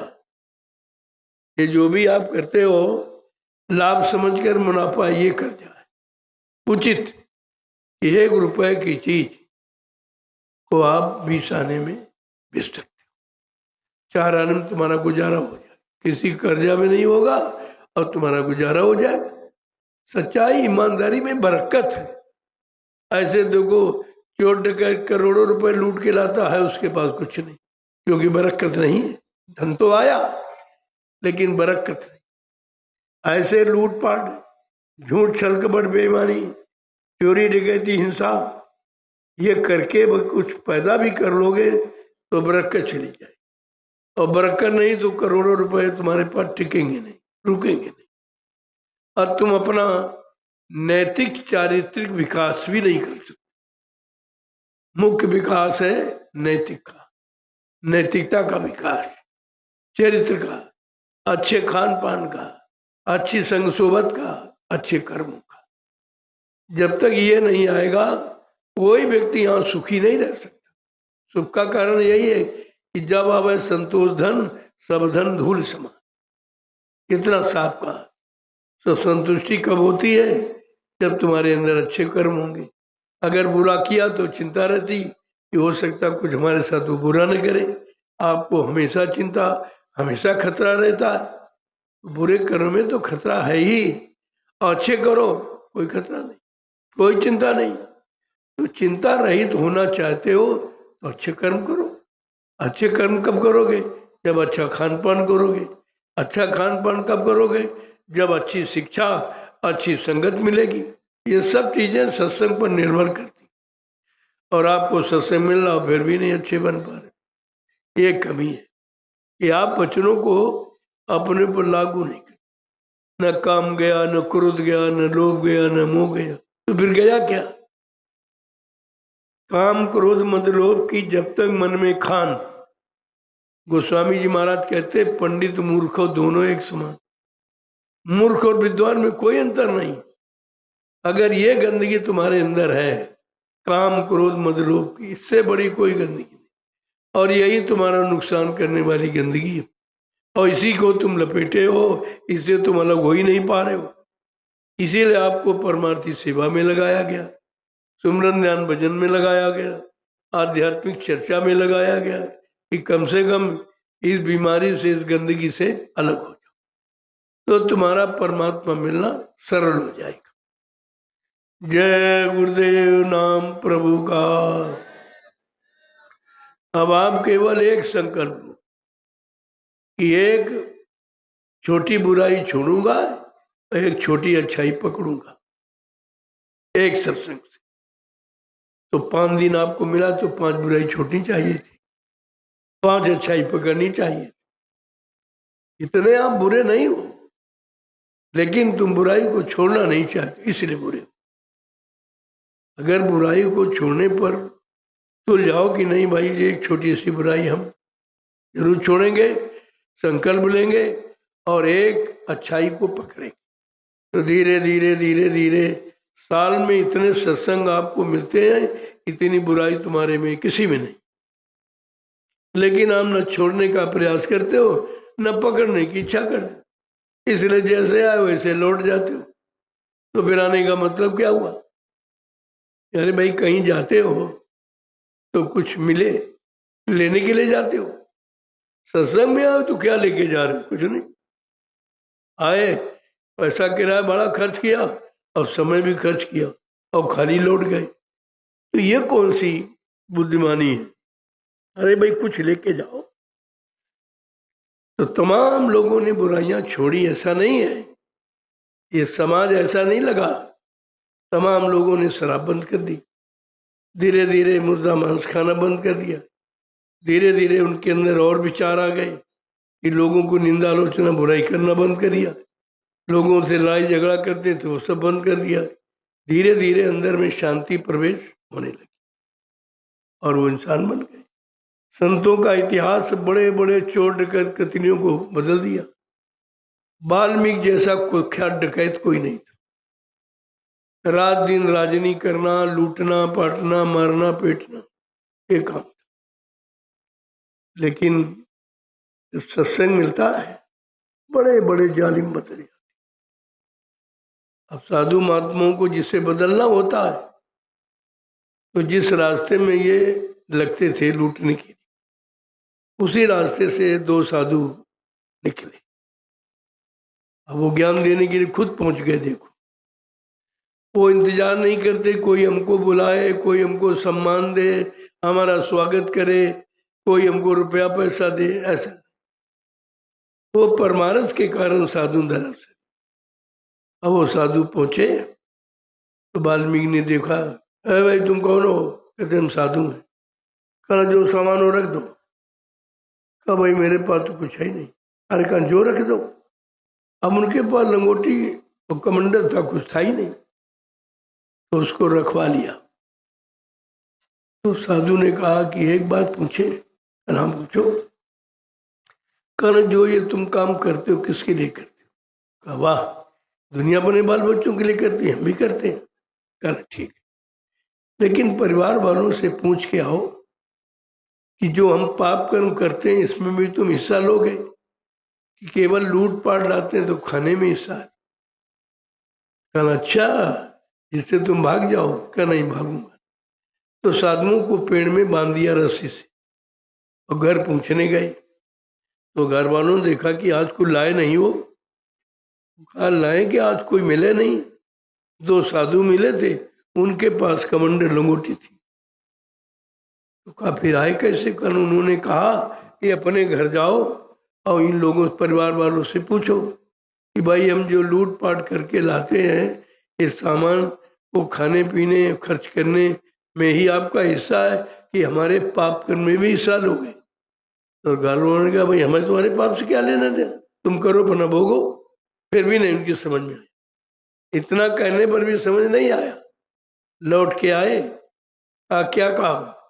कल परिवार वालों ने कहा भाई हमको तुम्हारे लूट पाप कर्म से क्या लेना देना, हम पाप क्यों हिस्सा लें? वो अपना तुम भोगो, हम तो जो सामान ले आते हैं हम उसको इस्तेमाल कर सकते। बस उन्होंने वहीं से सत्संग शुरू कर दिया। धीरे धीरे धीरे धीरे कैसा बुद्धि में विकास भेजते हैं, कैसी प्रेरणा देते हैं। वही वाल्मीकि जो कुख्यात डकैत था, ब्रह्म ज्ञानी बना। ये भारत में महात्माओं का विज्ञान है। बड़े बड़े चोर डकैत कतलियों को साधु बना देते। वाल्मीकि जैसा कुख्यात डकैत, कहते उल्टा नाम जपत जग जाना, वाल्मीकि वह ब्रह्म समान, ब्रह्म के समान बना दिया। इंसान नहीं, भगवान नहीं, ब्रह्म बना दिया। वह भगवान से भी बड़ा। ये है संत विज्ञान, साधुओं का विज्ञान, महात्माओं का विज्ञान, भारत का। ये भारत देश के अलावा कहीं नहीं। और आपको अवसर मिला है, आपको शक्ति मिली, लेकिन उस शक्ति की भक्ति नहीं आप करते हो। भक्ति कहते हैं आदेश पालन को, हुक्म पालन को, वचनों को मानने को भक्ति कहते हैं। तो ये सब चीजें समय तो आपको मिला, लेकिन समय का आप प्रयोग नहीं करते हो। रोज सुनाया जाता, रोज समझाया जाता, आए चले गए, फिर आए फिर चले गए, इससे तो जीवन आने जाने में जा ही रहा। ये जन्म मरण का चक्कर भी तो आना जाना ही है, ये तो बहुत पुराना है। अगर सत्संग में आकर भी आते जाते रहे तो फिर सत्संग आने का मतलब क्या? फिर सदगुरु के इस शरण में आने का मतलब क्या हुआ? फिर उनसे नामदान लेने का मतलब क्या हुआ? अगर जीवात्मा को नहीं जगा पाए, कहने का मतलब ये है जो चीज मिली है उसको संभाल के रखो। एक तो कोई देगा नहीं आप, जो सुनाने वाले खाली कितनी दक्षिणा लेते। जिन्होंने सीताराम को देखा नहीं है, न राधे श्याम को देखा, न हनुमान शंकर, किसी को नहीं देखा, वो सुनाते, सुनाने में आपका खर्चा कराते, दक्षिणा लेते। सुनाने का, मिलाने का नहीं, सुनाने का। और जो तुमको मिलाने की बात कर रहा वो तो दक्षिणा भी नहीं लेता है। आखिरकार कब समझेंगे आप, कब जागेंगे, कब होश में आएंगे? तो समय मिला है, इसका सदुपयोग कर लो ना। ये भी समय तुम्हारे हाथ से निकला जा रहा, ये रोज जा रहा। आज कल, आजकल, सुबह दोपहर शाम कहते कहते पूरा जीवन जा रहा और चला जाएगा, एक दिन खत्म हो जाएगा। फिर आपको दोबारा वो देगा नहीं, कहेगा तुमने तो वादा किया था कि अब प्रभु कृपा करो ये भांति और सब तज भजन करब दिन राती, हमारे पर कृपा दया कर दो, हमको मानो मनुष्य मंदिर दे दो, हम जाकर के अपनी जीवात्मा का कल्याण कर लेंगे। ये वादा करके आप सब लोग आए माँ के गर्भ में। ये वादा हम सब ने किया और उसने बताया भी कि ये तुम्हारे जितने भी काम हैं ये कोई नहीं करेगा। प्रभु की कृपा भयो सब काजू और जन्म हमार सफल भयो आजू। जब प्रभु की कृपा होगी तब ये मानव जीवन सफल हो। आज प्रभु की कृपा है, अभी तक तीनों युगों में प्रभु की कृपा नहीं मिली। आप हरि नाम की और राम नाम की, कृष्ण नाम की, और उनमें ये शक्ति नहीं थी कि आपकी जीवात्मा का कल्याण कर देते या तुम्हारे पाप कर्मों में माफी दिला देते। ये शक्ति उनमें नहीं, ये अधिकार उनको नहीं मिला था। वो बीच के लोग से शक्तियां आई थी और बीच के लोग तक आपको पहुंचा सकती, लेकिन तुम्हारा तो घर सत्यलोक है जो सबसे ऊपर है, उसके ऊपर अलग अगम अनाम लोग है, वहां की रहने वाली जीवात्मा है। जब तक उस घर से कोई इस घर में नहीं आएगा तब तक जीवात्मा का कल्याण नहीं होगा। आज वो भी अवसर आपको मिल गया, युक्ति भी मिल गई, कोई खर्चा नहीं मांगा गया। अगर फिर भी नहीं कर पाए तो तुम्हारे जैसा भी दुर्भाग्यशाली व्यक्ति कोई नहीं होगा। इस बात को आपको समझना चाहिए। जय गुरुदेव नाम प्रभु का। अब देखो आपका अभियान भी पूरा हो गया और आपकी थकावट दूर हो गई और आपको खुराक मिल गई। ये आत्मा की खुराक सत्संग। शरीर खुराक तो रोटी साथ सब्जी, लेकिन आत्मा की खुराक सत्संग। जैसे रोज शरीर को खुराक चाहिए, ऐसे आत्मा को भी रोज खुराक चाहिए। आत्मा की खुराक आपने कभी नहीं दी, इसी बेचारी कमजोर हो गई। वो कमजोर इसीलिए है। और मन की खुराक देते रहे भोगों को तो वो तंदुरुस्त है, और वो मतलब है न किसी की सुनता है न किसी की मानता है, इस तरीके से आवारा हो गया। और जीवात्मा की खुराक तो आपने कभी दी नहीं, किसी ने बताया नहीं आपको कि जीवात्मा की खुराक क्या है। और जीवात्मा शरीर को चला रही, उसकी खुराक आपने दी नहीं। जो तुम्हारे शरीर को चला रही है उसको तो कभी आपने भोजन नहीं दिया, वो बेचारी व्रत कर रही है। और जो तुम्हारे शरीर को खराब कर रहा, कमजोर कर रहा, श्वासों की पूंजी को बर्बाद कर रहा भोगों में, उस मन की खुराकें आप पूरी करते हो, उसकी मुरादें पूरी करते हो, जो सोच रहा वही दे देते हो, जो मांग रहा वही खिला देते हो। तो अभी हम ये नहीं समझ पाए हैं कि हमको मन की खुराक देकर मन को बलवान बनाना है, ये जीवात्मा को सत्य खुराक देकर उसे अपने घर पहुंचाने के लिए शक्तिमान बनाना है। ये दोनों चीजें ध्यान में रखिए। जब दोनों चीजें समझ जाओगे कि मन की खुराक देकर तो उसने बिगाड़ दिया, सब कमजोर कर दिया, एकदम बुढ़े हो गए आप। जब शक्ति खत्म हुई तभी तो बुढ़ापा आया। बूढ़ा आपा, आपा माने घमंड, बूढ़ा माने डूब गया। शरीर से काम लिया, शरीर की खुराक देना जरूरी है, लेकिन साथ साथ में आत्मा की खुराक के बारे में सोचा। वो जो सुबह शाम कहा गया है 1-1 घंटे, वो आत्मा की खुराक का साधन। सुबह 1 घंटे, शाम को बैठकर जब आप शब्द की कमाई करो, वो खुराक आत्मा की। ये दिन भर कमाते हो, दाम पैसा सामान ये मन का है, काम तो आपका बंद नहीं करा जाता। हाँ भाई 8 घंटे दाम की कमाई कर लो और 1 घंटे सुबह 1 घंटे शाम को नाम की कमाई कर लो। दाम की तुम्हारी कमाई यहीं रह जाएगी, यहीं सब लोग छीन लेंगे, तुमको लेने ले जाने नहीं देंगे, लेकिन नाम की कमाई तुम्हारे साथ जाएगी, उसे कोई छीन ही नहीं सकता। किसी को मालूम नहीं है नाम कमाई है का। कितनी बड़ी चीज महापुरुषों ने आपको दी, जो दौलत कोई न छीन सके, न चोर चुरा सके, न अग्नि जला सके, न पानी बहा सके, न हवा उड़ा सके, किसी का कोई जोर उस पर नहीं है। ऐसी अमोलक ये दौलत है, नामदान जिससे कहते हो नाम। ये नाम तो इससे कहा भाई 1 घंटे 2 घंटे इसकी कर लो, 24 घंटे में 2 ही घंटे तो मांगा गया, बाकी सब संसार शरीर तो आपका छोड़ाया तो कुछ नहीं गया। अब उसी में आत्मा का काम बनाने की बात जोड़ दी गई कि भाई चलो नहीं दे जाना, वैसे करना तो पूरा समय देना चाहिए, पूरा तो नहीं आप दे पाओगे क्योंकि रोटी तो चाहिए आपको, बगैर भोजन के आप शरीर नहीं रह सकता। ऐसे बगैर भजन के जीवात्मा नहीं रह सकती, दोनों का खुराक अलग अलग। अब दोनों की खुराक पूरी कर दो, 8 घंटे अपना ये शरीर का काम, शरीर के खुराक का काम कर लो, और 4 घंटे में 6 घंटे सोने के निकाल लो, 8 से 14 हुआ, 10 फिर भी बचे। 2-3 घंटे अपने यार मित्र में से मिलने जुलने में फिर भी आगे 5-6 घंटे बचते हैं। लेकिन महापुरुषों ने कहा तुम 2 ही घंटे दो, 1 घंटा सुबह 1 घंटा शाम, इसी में तुम्हारा काम हो जाएगा।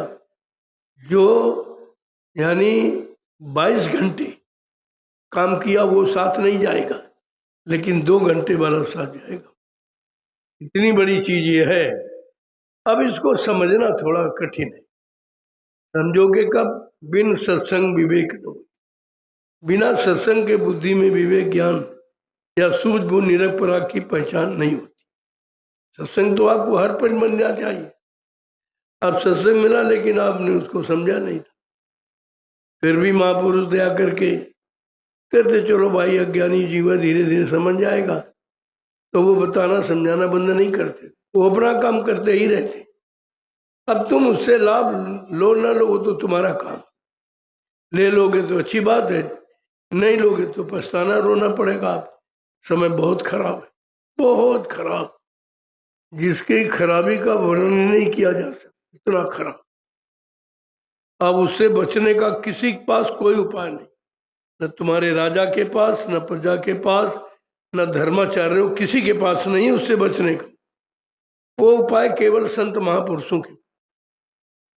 अब ये लोग दाढ़ी बाल को संत कह देते, अभी तो अपनी गिनती संतों में करते हैं, है असंत है, संतों में गिनती करते हैं, क्योंकि इनकी पहचान दाढ़ी बाल लाल पीला कपड़ा इसी को संत कहते हैं, जबकि ये तो खोल का है। ये खोल शरीर की पहचान है, ज्ञान तो अंदर में है, आत्मा अंदर में है, अंदर की पहचान तो आपको किसी ने बताई नहीं, और इसी से सब भ्रमित हो गए।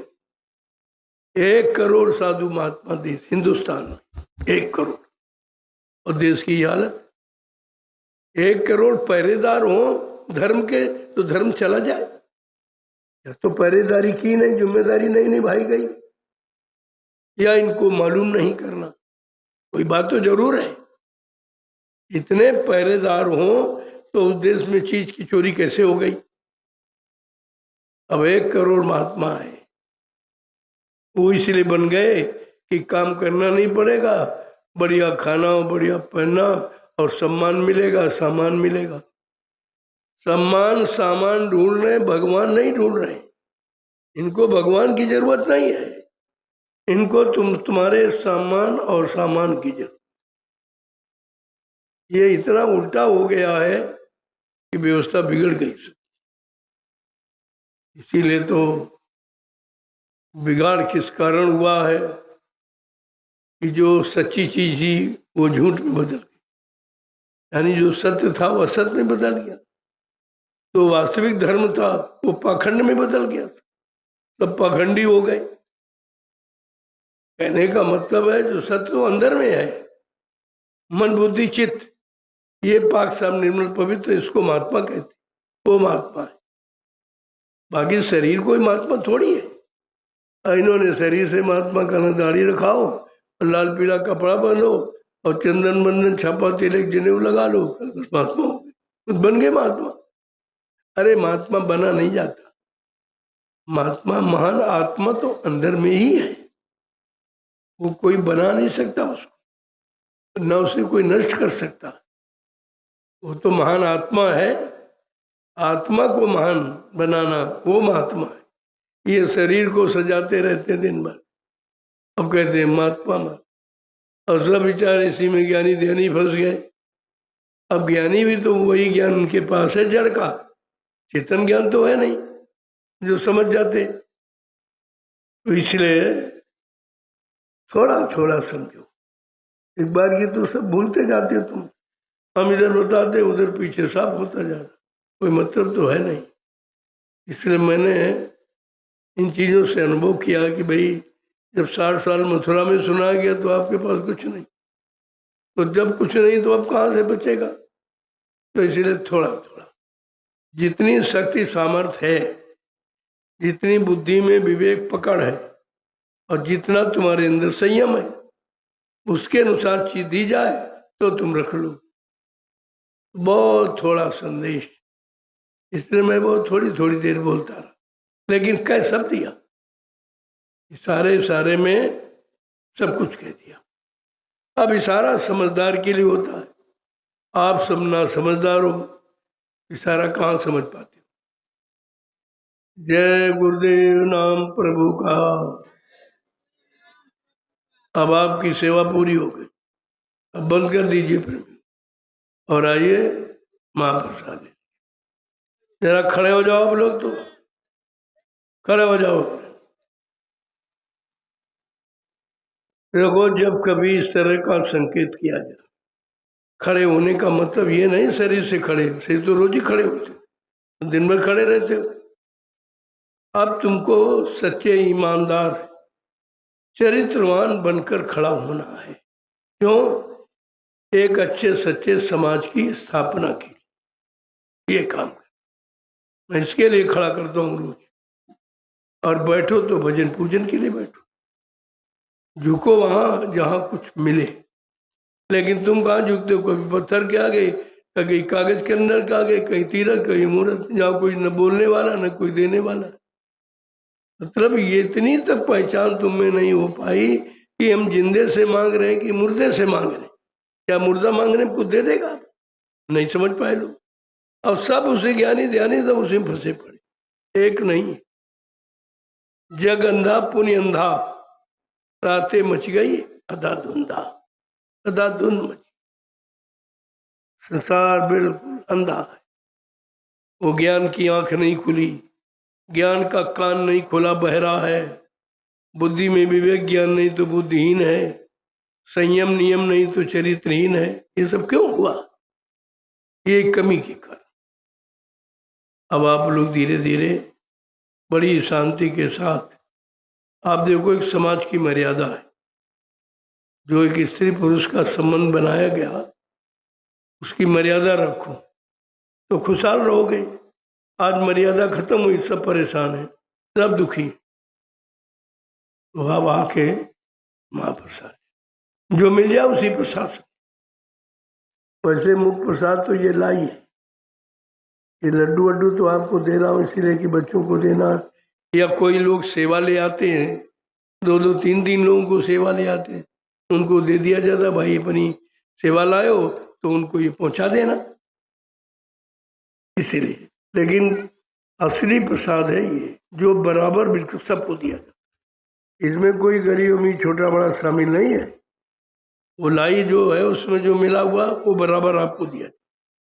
तो ये लड्डू फड्डू कोई मेहनत ज़्यादा कर रहा, चलो बस खुश हो जाए, उसको ज़्यादा दे दिया गया, या कुछ लोग दूसरों की सेवा ले आते हैं तो उनको बढ़ा दे दिया जाता कि भाई उसकी सेवा ले आए हो तो ये उसको पहुंचा देना।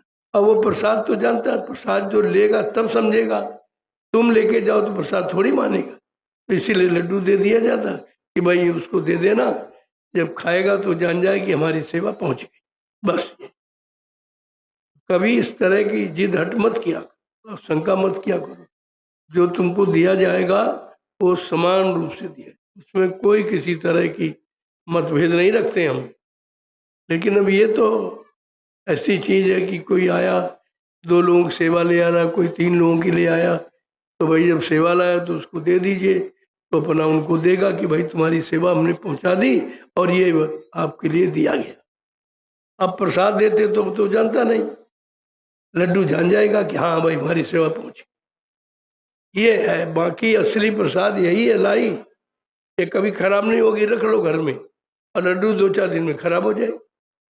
प्रसाद खराब नहीं होता, प्रसाद की पहचान है, और ये खराब हो जाए प्रसाद नहीं है।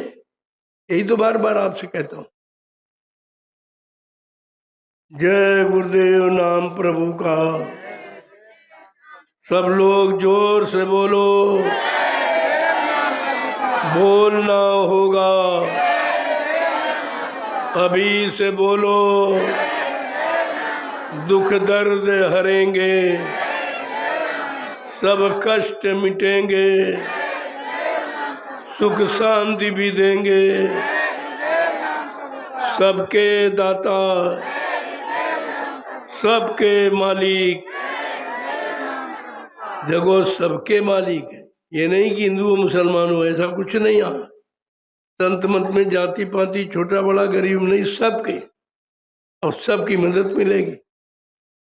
ऐसा शब्द समय से लाया गया, ऐसा नाम लाया गया प्रभु का, जो कोई मतभेद नहीं है उसमें, नहीं कि हिंदुओं का अलग मुसलमानों का अलग। अब ये है जैसे नाम किसी का रामचंद्र लिखते हो, किसी सीताराम लिखते, बात एक ही है। ऐसे कोई खुदा कह रहा, कोई गाड कह रहा, कोई ईश्वर कह रहा, लेकिन इन सब का निचोड़ है प्रभु, यही असली नाम।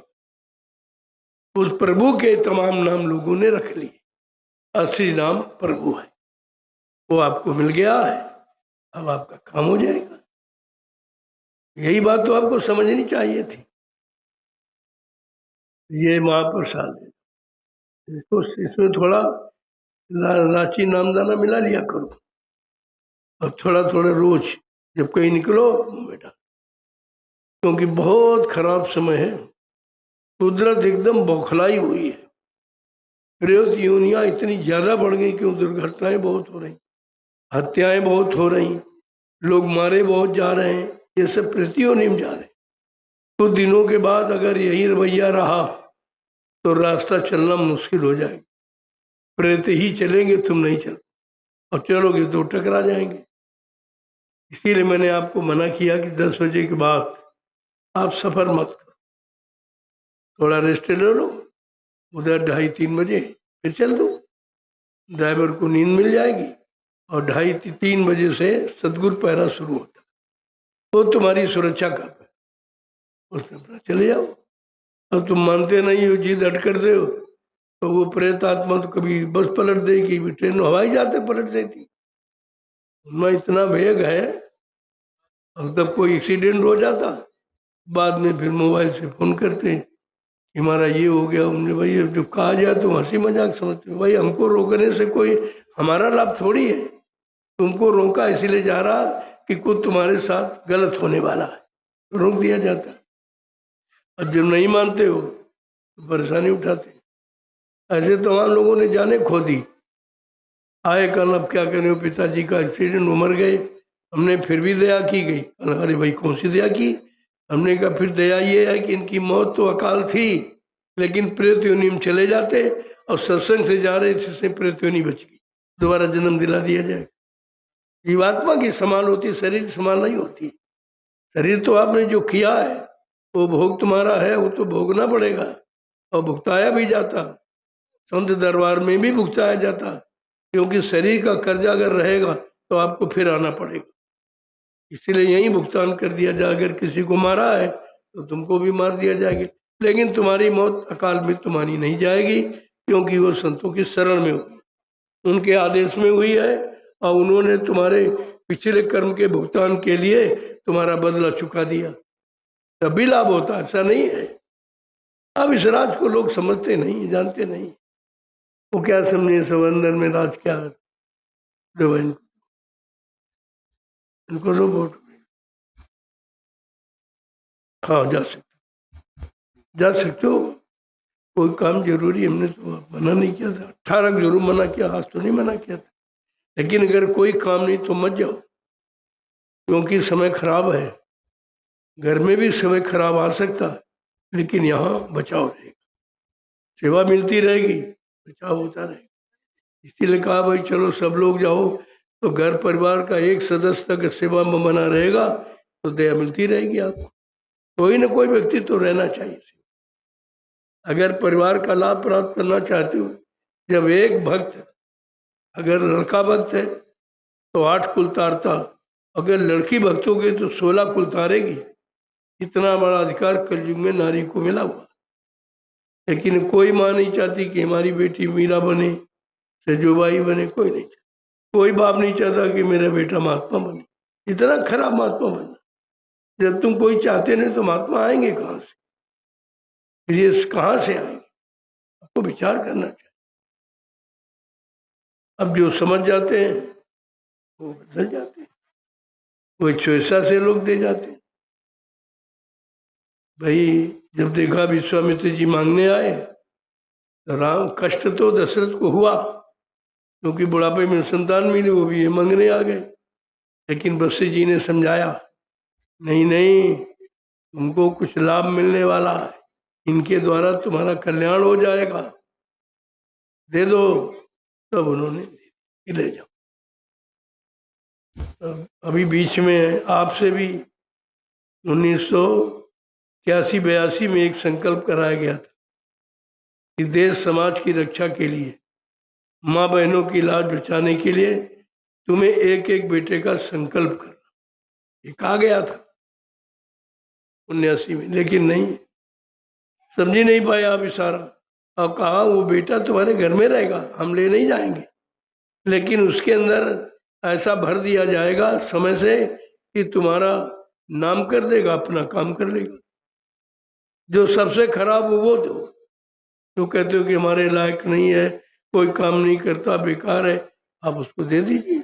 उसमें महात्मा समय से क्या भरेंगे और समय से कैसा काम करा देंगे, तो कहा तुम्हारा नाम हो जाएगा और बच्चे का काम हो जाएगा, और क्या चाहिए आप।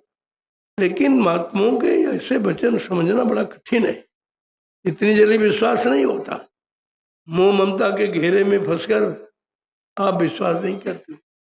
अगर कहे कि नहीं देंगे बेटा और 2 दिन बाद वो खत्म हो गया, तब क्या करोगे? तब क्या करोगे? अगर महात्मा का संकल्प होता, बच तो जाता, कम से कम काम भी हो जाता। अब वो जाना था, इसीलिए उन्होंने मांगा था कि भाई दे दो तो ये बच जाए, इससे कुछ काम ले लिया जाएगा। लेकिन इतने गूढ़ राज रहस्य वचनों को समझना बड़ा मुश्किल है। इसीलिए कहा कि बहुर काल करिए सत्संगा, तब होए संशय सब।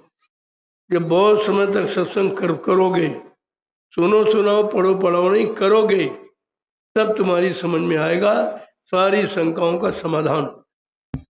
इतनी बड़ी चीज है ये। तो जानकारी आपको सत्संग के माध्यम से रोज ही दी जाती है।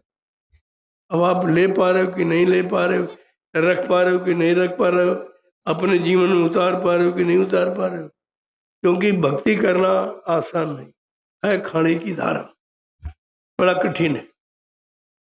अब बिना गुरु के भक्ति होती नहीं, ये भी बात है। और सत्संग के बिना कोई पाई नहीं, दोनों चीजें, सदगुरु भी चाहिए, उनका सत्संग भी चाहिए, तब भक्ति पनपती है, मतलब मजबूत होती है, तब फलीभूत होती है। आपको तो दोनों चीजें मिल रही, फिर भी आप नहीं कुछ कर पा रहे, इसका मतलब आलसी आप हैं, करना नहीं चाहते कुछ ना कुछ तो करना पड़ेगा। जब देखा गया भजन भी नहीं करते हो, सत्संग भी नहीं याद करते हो, कहा अच्छा चलो चलो मिट्टी ढो। अब इसमें जिसको शंका हो गई वो अभी तक नहीं ढोए पाए। मिट्टी ढोना नहीं, अपने पाप कर्म ढोना है, इशारा तो ये है। और किसी कभी बहुत से लोग उन प्रेमियों ने अभी सिर पर एक डलिया नहीं रखी, उनका क्या होगा? वो बहुत होशियार है, बड़े चतुर बनते हैं, महाज्ञानी, महामूर्ख जो अपना काम न कर पाए। किस बात का ज्ञान? अरे ज्ञान हो जो अपना काम करे, दूसरे का भी कर दे, वो ज्ञानी कहलाता। अब ये हट और जिद, ये झूठा गरुड़ गुमान घमंड लिए घूम रहे हैं और परमार्थ से खाली हो रहे, कुछ नहीं पाए, खाली आए खाली चले जाएंगे। लेकिन महात्मा तो अपना काम करेंगे ही, अब करने वाले भी है, कर रहे हैं, ऐसा नहीं कि सब खाली है, भी जो करेगा सो पाएगा और नहीं करेगा तो नहीं पाएगा, तो सीधा सिद्धांत है। इसीलिए बड़े बड़े कार्यक्रम डाल दिए जाते हैं कि चलो इसमें लोग आ जाएंगे, इसमें आपको तमाम सेवा, जैसे भंडारे की सेवा, तमाम लोगों को भोजन बना खिला रहे हो आप, तुम्हारा भोजन खा के लोग भजन करते हैं, तुमको भजन ऐसे दिला दिया जाए, वो तो कोई न कोई आदान प्रदान का साधन बना के रखते हैं।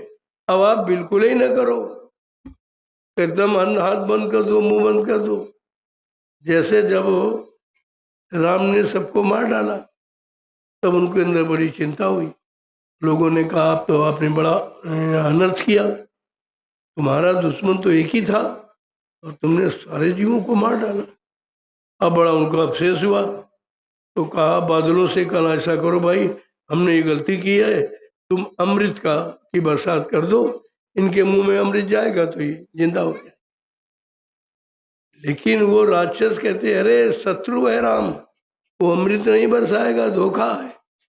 तो जो अमृत की वर्षा हुई तो फट से उन्होंने पीठ ऊपर करी, मुंह नीचे कर दी, नहीं मिला। ऐसे भी जीव हैं, यहाँ भी ऐसे जीव आते हैं कि वो कुछ लेना ही नहीं चाहते, कितना भी प्रयास किया जाए देने का, कितना सरल तरीका अपना लिया जाए, फिर भी नहीं। मूर्ख गुण समझे नहीं, वो नहीं समझे। मूर्ख हृदय न चेत, चाहे गुरु मिले विनस। कहते मूर्ख के अंदर कभी चेतना नहीं। मूर्ख वो है जो अपने मुंह की रखता है, मूर्ख वो है जो सारी शिक्षा मुंह में रखता, दूसरों को बताने समझाने के लिए, वो भी मूर्ख है। वो अपने काम के लिए तुमको शिक्षा मिली, अपना काम कर लो, अपना काम कर लेना और आदेश हो दूसरे का कर देना, तब तो ठीक है। लेकिन नहीं, हम देखते यहाँ से सुन के जाते हैं, उधर शुरू कर देते। इसीलिए मैंने भाषण स्पीच प्रवचन सब बंद करा। तुम एक काम मत करो, तुम्हारे पास कोई कमाई है नहीं और व्यर्थ में समय खराब कर रहे हो। जो समय सुनाने उनाने में जा रहा वो अपने करने में लगाओ। अब तुम अगर कहते भाई सत्संग हमने कुछ नहीं, जो पुराना सत्संग कोई हो उसको एक आदमी पढ़ के सुना दे, एक दो प्रार्थना बोलो और नाम ध्वनि करो और 1 घंटा बैठ के भजन करो, प्रसाद बांट लो, हो गया सत्संग। इससे बढ़िया क्या सत्संग? ये आपको कर सकते, बाकी आदेश नहीं है। फिर करो, तुम जानो, तुम्हारा काम जानो। यहाँ सब व्यापारी हो गए, वो संदेश नहीं सुनाते, व्यापार करने चले गए। 1-1 हजार 2-2 हजार रुपया उनकी फीस है। बचनों को सुनाने की वचन उनके नहीं है, किराए के समझ के। जब गुरु के वचन है तुम कैसे सुनाने लगे भाई? तुमको सुनाने का अधिकार है? तुमने अपने दिव्य कान से सुना नहीं है और दिव्य आंख से कुछ देखा नहीं, तो क्या सुना रहे, क्या दिखाओगे? इसीलिए कहना ना बोलना कुछ, काले जुआ पर रखना और चुटकी का खेल अब की चुटकी बजा दिखा, कुछ नहीं कहना। जो कहने में समझ आ रहा वो करने में लगाओ, आपका काम हो जाएगा। इसलिए मैंने सब बंद करा दिया। कोई भाषण स्पीच, कोई अक्ता पक्ता, कोई नेता फेता, कुछ इनसे काम नहीं होगा। ये धार्मिक देश है, यहाँ ये वक्ता प्रवक्ता नेता खूंटा इनसे कोई काम होने वाला नहीं है। होने को होता तो 72 साल की राजनीति आपने देख चुके क्या हुआ, और धर्मनीति भी आपने देखी। बड़े बड़े जगत गुरु शंकराचार्य बैठे और धर्म की ये स्थिति, धर्म कहीं दिखाई नहीं देता। सब अधर्म पर जुट गए, सब बाप में जुट गए, सब हिंसा और हत्या में लग गए, सब व्यभिचार में हैं, सब चोरी डकैती कत्ल और बलात्कार में जुट गए। कहाँ तुम्हारा धर्म चला गया? सजा पाओगे ऐसा नहीं है। देखने वाला मालिक सब देख रहा, कौन क्या कर रहा। जो काम है अगर कर सकते हो तो करो, लेकिन व्यापार मत करो। ये सब व्यापारी हो गए, सब कथा किसी की है, सुना नहीं, पैसा ये ले रहे। इनकी कान की सुनी भी नहीं, नाक से इन्होंने देखा था कि राम कैसे थे कि नहीं थे, सुना रहे राम कथा। कैसे कथा सुनाते? जिसको देखा नहीं है, जिसकी वाणी सुनी नहीं, तो क्या सुना रहे हो? ये व्यापार हो गया। अब जब धर्म में व्यापार हो जाएगा, धर्म खत्म हो जाएगा, धर्म खत्म हो। जय गुरुदेव नाम प्रभु का। चलिए भाई सब लोग ले लो, ले लिया तो चलो भंडारे की तरफ, भोजन प्रसादी ले लो। अब विश्राम चाहिए आपको, सुबह फिर उठना है, प्रार्थना पाठ, एक प्रार्थना बोलो, ज्यादा नहीं, एक प्रार्थना बोली, प्यारे गुरु दातार मंगता, बस इसके अलावा कोई प्रार्थना ही नहीं। यही उनकी भीख मांगने की प्रार्थना करो, बस इसी से काम होना आपको। और इसके बाद 1 घंटा समुदान भजन पर बैठ गए, इसके बाद सेवा में चले गए। अब शाम को हम आपको सत्संग भी दे देते। आपके तीनों काम आश्रम में हो रहे हैं, सत्संग, सेवा और भजन। ये काम घर में नहीं होंगे, घर में एक भी नहीं काम करोगे, यहाँ तीनों काम हो रहे हैं। अब आपको सोचना चाहिए कि घर में ज़्यादा समय देना ठीक है कि घर से समय निकाल कर आश्रम में समय देना। दोनों चीजें आपके सामने हैं। चलो ले, जो बाकी रहेंगे ले लो, ये भी दे दिया करो, तो थोड़े लोग रह रहे थे। सबको अब की बार आपको प्रसाद बहुत मिला, भारतीयता दिवस के पावन अवसर पर ये भारतीयता की खुशी का प्रसाद आपको दिया गया, और अभी दिया जा रहा।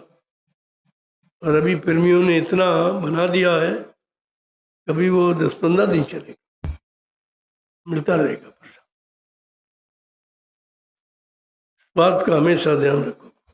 जितने भंडारे आए थे, मैंने कहा कुछ थोड़ा थोड़ा मीठा मीठा बना लिया करो, तुम्हारा भी प्रसाद लग जाएगा। तुम यहाँ कंजूसी करते हो, कुछ लोग तो बचा लेते, बेच लेते जाके।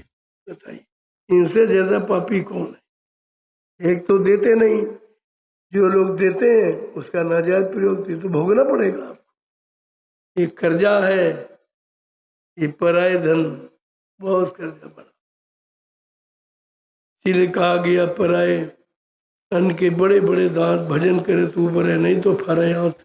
बड़ा खराब धन है, पता नहीं कैसा अन्न है, किस भाव से किसने दिया है। ये तो भंडारे में रोटी बना के शुद्ध कर दिया जाता है, तब आपको दिया जाता है, तो ये बहुत हानिकारक है। और जो लोग प्रेमियों से लेते हैं, अब थोड़ा बहुत किया बाकी बेच लेते, उनका क्या होगा? उनकी क्या हालत होगी? कितनी बार नरकों में जाना पड़ेगा। पूछा जाएगा तूने तो कुछ दिया नहीं, और जो प्रेम ने दिया उसको तूने नहीं सही तरीके से खर्च किया, वो भी तूने व्यापार समझ लिया। ये ज्यादातर बहुत दुकानें खुली हैं, ये सब अपना नरक में जाने की तैयारी कर रहे हैं। पर भाई तुम किसको खिलाओ? जिनसे लिया उन्हीं को खिला दिया, ये कौन सा पुण्य है? हर प्रेमी देता कि हमारा वो लोग अन्न खाएंगे जो सेवा करते, हम सेवा में जा नहीं पाते, हमको सेवा का हिस्सा मिल जाएगा। हम भजन नहीं कर पाते, वो हमारा अन्न खा के रोटी खा के भजन करेंगे, हमको भजन का लाभ मिल जाएगा, सत्संग का लाभ मिल जाएगा। इस लाभ के लिए तो भंडारे खोले गए, लेकिन ये तो अपनी मनमानी करते। अपनी मनमुक्ता से और कर्जा लाते रहते, कर्जा करोगे भरोगे फिर क्या है, बताया तो सब जाता। अभी हमने कहा जो बचे भंडारे वालों से कहा भाई ले मत जाना, इस भंडारे में जमा कर, क्योंकि यहाँ रोज चलेता है, 12 महीने चलता है। अब टोलियाँ आती हैं, वो मेहनत करती हैं, सेवा करती हैं, उनको रोटी खिलाई जाएगी, तुमको घर बैठे रोटी का लाभ, और क्या चाहिए, घर बैठे लाभ मिला, तुम्हारी रोटी खा के लोग सेवा कर रहे। बात तो समझते ही नहीं वो कि किस तरह तुमको दिलाया जाए, दिलाने के तमाम तरीके बनाए गए सरल से सरल, और तुम कोई तरीका न मानो तो फिर ये तुम जानो भाई तुम्हारा काम। ये नहीं कह सकते हमारे लिए कोई सहूलियत नहीं। देखो भंडारा ये पीलीभीत का सालों से चल रहा है, लेकिन कोई गौर नहीं कर रहा इस पर।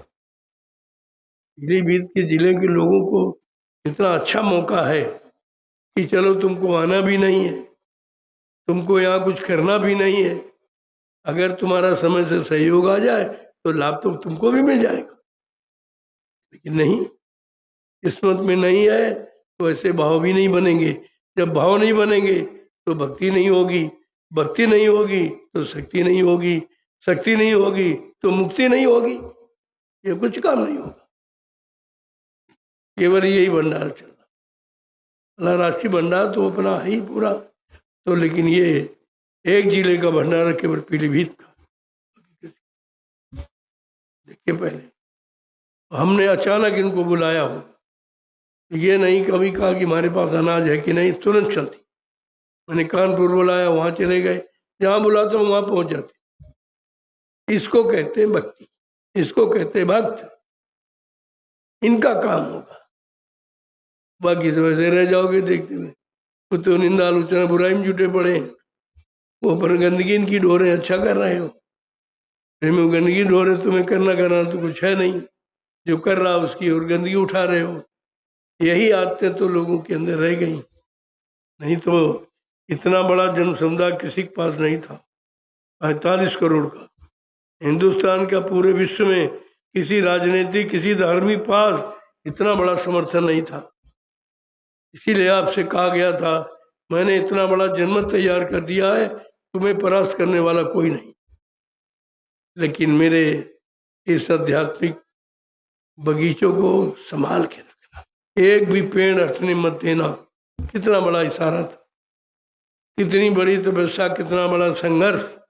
21 महीने बेड़ी हथकड़ी पैर के जेल में रहना किसी ने गुरु ने किया है? आज तक गुरुओं के इतिहास में कोई ऐसा नहीं है जिसने अपने शिष्यों के लिए उनकी मुसीबत दूर करने के लिए स्वयं जेल गया हो। बेड़ी हथकड़ी पैरी चोट डकैतों जैसी, और 6 महीने बगैर अन्न और जल के रहे थे। कौन कर सकता? उसी को तो मर के चलेगी, शर्म नहीं आती? तो जिसने तुम्हारे लिए इतना बड़ा त्याग किया, वहां नहीं कोई मार पाया, जहाँ अन्न नहीं ग्रहण किया, जल नहीं ग्रहण किया, 21 महीने कहते मर गए। इन मूर्खों को ये भी नहीं मालूम हम किसके लिए कह रहे, अपने गुरु के लिए। वह मूर्खों की कमी थोड़ी है, तभी ये संगत भी बिखर गई। अरे परिवार जोड़ना तुम्हारा काम कि परिवार फोड़ना तुम्हारा काम है? अगर एक आदमी जोड़ नहीं सकते हो तो लाखों को तुमने हटा कैसे दिया, उल्टा सीधा प्रचार करके? ये सजा पाने के सब अधिकारी हैं, मिलेगी सब, ऐसा नहीं कोई बचेगा नहीं। अभी छूट है कि भाई चलो सुबह का भूला शाम तक आ जाए, भूला नहीं कहा था, लेकिन मैं जानता हूं नहीं आई, इतनी शर्म लगती हमारे पास नहीं आई। मैं तो खैर कुछ नहीं कहता हूं, सुना तो मैंने सब है, मैंने कुछ, चलो ये तो बातें हुई। अब ये इंसानियत तो है नहीं उनमें, हैवानियत तो कुछ भी कह सकते हैं, लेकिन हम कोई बदले की भावना थोड़ी रखते। अब जितने लोग आए बेचारे ये बुराई करके तो आए, अब इनको जब अच्छाई दिखाई दी तो बुराई भूल गए। हम क्यों बुराई इनको याद करें कि तुमने ये कहा, तुमने ये कहा, तुमने ये। अरे भाई वो तुम्हारी जानकारी नहीं थी तो तुमने कहा, जब जानकारी आ गई कहना खत्म हो गया, बात खत्म हो गई, फिर उसको बार बार दोहरा नहीं किया जाता। हम कभी कुछ नहीं कहते किसी को, क्यों नहीं आए इतने दिन, कहाँ चले गए, उसी धक्के खाओगे, मार खाओगे, फिर आ जाओगे, जाओगे कहाँ से? ऐसा दरबार कहीं है नहीं जहाँ जाओगे तो लूट लिए जाओगे, सेवा दो, पैसा दो, सामान दो, ये दो। देने वाला नहीं, लेने वाले सब बैठे। यही एक दरबार ऐसा जहाँ आपको दिया जाता। तुम अपनी स्वेच्छा से देते हो, वो भी हम तुम्हारे ऊपर लगा देते। मैं नहीं लेता, मुझको जरूरत ही नहीं, मैं क्या करूँ। बार बार आपसे कहता हूँ कि दुनिया के लोगों को तुम्हारी जरूरत नहीं है, तुम्हारे पैसे की, तुम्हारे सामान की, तुमसे सम्मान की आवश्यकता है, लेकिन हमको तुम्हारी जरूरत है। बहुत अंतर है, इस बात को समझने का प्रयास करो, बहुत अंतर। इसीलिए देख लीजिए, समाज जंगल में आ गया। बस्ती में नहीं कोई लगा सकता, लेकिन जंगल में आ गया। इतनी सुविधाएं देते हैं, सारा सरकार का कितना खर्चा राजकोष का साफ लुटा दिया जाता। किसी तरह भीड़ हो जाए, हमको वोट मिल जाए। लेकिन यहाँ तो किसी से नहीं कुछ लिया जाता। सरकार के लोग तो यहाँ देखने तक नहीं आते। लेना देना तो बहुत, क्या उनका इनका ये फर्ज नहीं है? अरे भाई, प्रजा तुम्हारी है, ये हमारा प्रेमी तो बाद में, पहले तुम्हारी प्रजा है। तुमको अपनी प्रजा की तो देखभाल करनी है। कुछ नहीं, कोई नहीं आता। ये भी नहीं पूछते कि जंगल में लोग पड़े हैं, भोजन वहाँ है कि नहीं है, पानी मिलता कि नहीं मिलता, क्या मतलब, कोई परेशानी, कोई दुख तकलीफ, कुछ नहीं। और तुम भी अपनी कमी नहीं समझ पा रहे। हमारे साथ कोई कुछ नहीं कर रहा, हम ही क्यों करें? अगर इतनी भावना जाग जाए कि ये नहीं करते, हम भी नहीं करेंगे, तो बस काम बन जाए। आपको जागना ही तो है और समझना है कि भाई हमारे साथ कोई कर रहा कि नहीं कर रहा। तुम यहाँ जंगल में पड़े, कोई पूछने आया? देख लीजिए आप, तुम्हारा कौन है जो तुम्हारी आपत्ति मुसीबत पर न मिलने आए, न पूछने आए, न कोई व्यवस्था करने की बात करे? वो तुम्हारा है? कब समझोगे तुम? मैं इसी चीज को खोल के कहता हूँ, और मैं इस चीज का बहिष्कार भी करता हूँ। ऐसा नहीं है, धीरे धीरे वो समय आ जाएगा। अभी मैं काफिला पिछले साल निकाला था, मीडिया पर क्या रोज आती, मोती बाबा जी का आप कह शाकाहारी, क्या लोग शाकाहारी हो जाएंगे? हमने ताज्जुब करते हो, हमने हो नहीं जाएंगे, हो गए। हमने लाखों को शाकाहारी बना दिया। फिर बोले कि सरकार कौन आएगी? हमने कहा सरकार का तो नामो निशान मिट जाएगा। सरकार अब कहाँ है? जब सरकार है तब क्या कर रही? और 72 साल से सरकारें तो बना रहे हो, सरकार ने कुछ तुम्हारे लिए बनाया? कुछ नहीं, चले गए चुपचाप मुंह फैला। सत्य बात कहना क्या, सुनना भी नहीं पसंद करते। कहने की तो हिम्मत है ही नहीं, लेकिन सुनना भी नहीं पसंद करते। तो हमको इनको सुनाना भी नहीं है, हमको तो ये देशवासियों को बताना सुनाना, ताकि ये न कहें कि कोई कहने वाला था ही नहीं। महात्मा विदुर ने इस्तीफा इसीलिए दिया था कि लोग ये न कहें कि अधर्म हो रहा था, पाप हो रहा था, अत्याचार, किसी ने कुछ कहा ही नहीं। तो महात्मा विदुर की जब नहीं सुनी, उन्होंने त्याग पत्र दिया, महामंत्री पद से इस्तीफा दे दी। यहाँ कोई मंत्री इस्तीफा दे रहा? उसी में घुसे घूम रहे हैं सब, उसी के यहाँ में यहाँ मिला रहे हैं। ये राजा का सहयोग नहीं है, तुम राजा को नरक में पहुंचाने के लिए सहयोग करो। अरे सलाह देनी चाहिए। जगत गुरु शंकराचार्य किस लिए इनको सलाह दें? जब राजा अब कोई बुद्धि कुछ खराब होने लगती है, तो मतलब महात्माओं का कर्तव्य है कि अपने राजा को सही शिक्षा दें, सही रास्ते की बात बताएं। और यही काम विदुर ने किया। और उस समय भी भीष्म पितामह गुरु द्रोणाचार्य क्या कम थे? उन्होंने नहीं सलाह दिया, बल्कि उसी सहयोग में वो भी जुट गए, वो भी मारे गए। ये इतिहास पुराना है, न मानने वालों का इतिहास पुराना है और मानने वालों का भी इतिहास पुराना है, लेकिन संख्या कम है। अच्छे लोगों की मानने वालों की संख्या कम, बात तो बहुत कम है। लेकिन धीरे धीरे जिसके तैयार करना हो तो तैयार कर लेगा, उसको बनाने में देर नहीं है। जब वाल्मीकि जैसे डकैत को बदल दिया तो तुमको बदलने में कितनी देर लगेगी? लेकिन अभी सुझाव नीति है, अभी संभाल नीति है, अभी समझाओ नीति है। लेकिन जब सख्त नीति हो जाएगी तो आगे ही समझ में आ जाएगा सब। जय गुरुदेव नाम प्रभु का। चलो अब आप लोग चलो भंडारे की तरफ। देखो मेरा स्वास्थ्य बहुत खराब है, लेकिन फिर भी मैं आपकी सेवा करता हूँ, क्योंकि आप सेवा करते हैं तो मेरा भी फर्ज बनता है। कुछ नहीं, चलो बैठ के देखें आप। और कहते हैं भाई हमारी भी एक डलिया डाल देना। एक डलिया डालोगे तो हम भी आध घंटे पौन घंटे संदेश आपको देंगे। हम कर्जा नहीं रखेंगे एक डलिया का, हम संदेश देंगे आपको। ऐसा नहीं है, इस चीज को बराबर ध्यान में रखो, किसी का कर्जा रखो ही मत, यही बुद्धिमानी है। जय गुरुदेव नाम प्रभु का। बिल्कुल एक नया संदेश गया है अब की बार। अब लोगों को ये पता चल गया है कि 15 सितंबर जब आएगा तो बाबा जी कोई न कोई नई बात बताएंगे। ये लोगों को हो गया क्यों 2023 से मैं बराबर कुछ न कुछ एक नया बिंदु सबके सामने रखता हूँ, जो किसी इतिहास में भी नहीं है और किसी के मुंह से भी नहीं निकला, चाहे वो राजनीतिक हो चाहे वो धार्मिक हो। अभी भारतीयता की बात किसी ने नहीं कही, भारतीय नारी के बारे में किसी ने कुछ कहा है नहीं और बिगाड़ दिया सब। नारी समाज ने बिगाड़ दिया। आप कहते भ्रष्टता हो गई, कहते ये हो गया ये हो गया। अरे भाई व्यवस्था किसने बिगाड़ी? हम ये कहते हैं हमारा कर्मचारी अधिकारी कोई भ्रष्ट नहीं है, तुम्हारी व्यवस्था ही भ्रष्ट है। ये क्यों नहीं मानते हो? अगर व्यवस्था ठीक हो जाए कोई भ्रष्ट नहीं। बदनाम करते हो कर्मचारी अधिकारियों को, व्यवस्था तुम्हारी ठीक नहीं। यही तो नीति है, इसी को समझना चाहिए। अब आप लोग चलिए भंडारे की तरफ, भोजन का समय हो गया। देखो जय गुरुदेव नाम प्रभु का। 10:30 बज गया, चलो भोजन का समय। देखो सेवा भी आपने कर ली, सत्संग भी आपको मिल गया, सब काम आपके हो रहे हैं साहब। ऐसा नहीं है, आश्रम में आओगे तो कोई काम छूटेगा नहीं। अब आप ना हो तो बात भाई अलग है। तमाम लोग रहते कुछ नहीं, सुनते ही नहीं, आते ही नहीं। तुम भाई गरूर गुमान घमंड ऐठ यहाँ करोगे तो यहाँ से क्या मिलेगा, क्या लेके आओगे?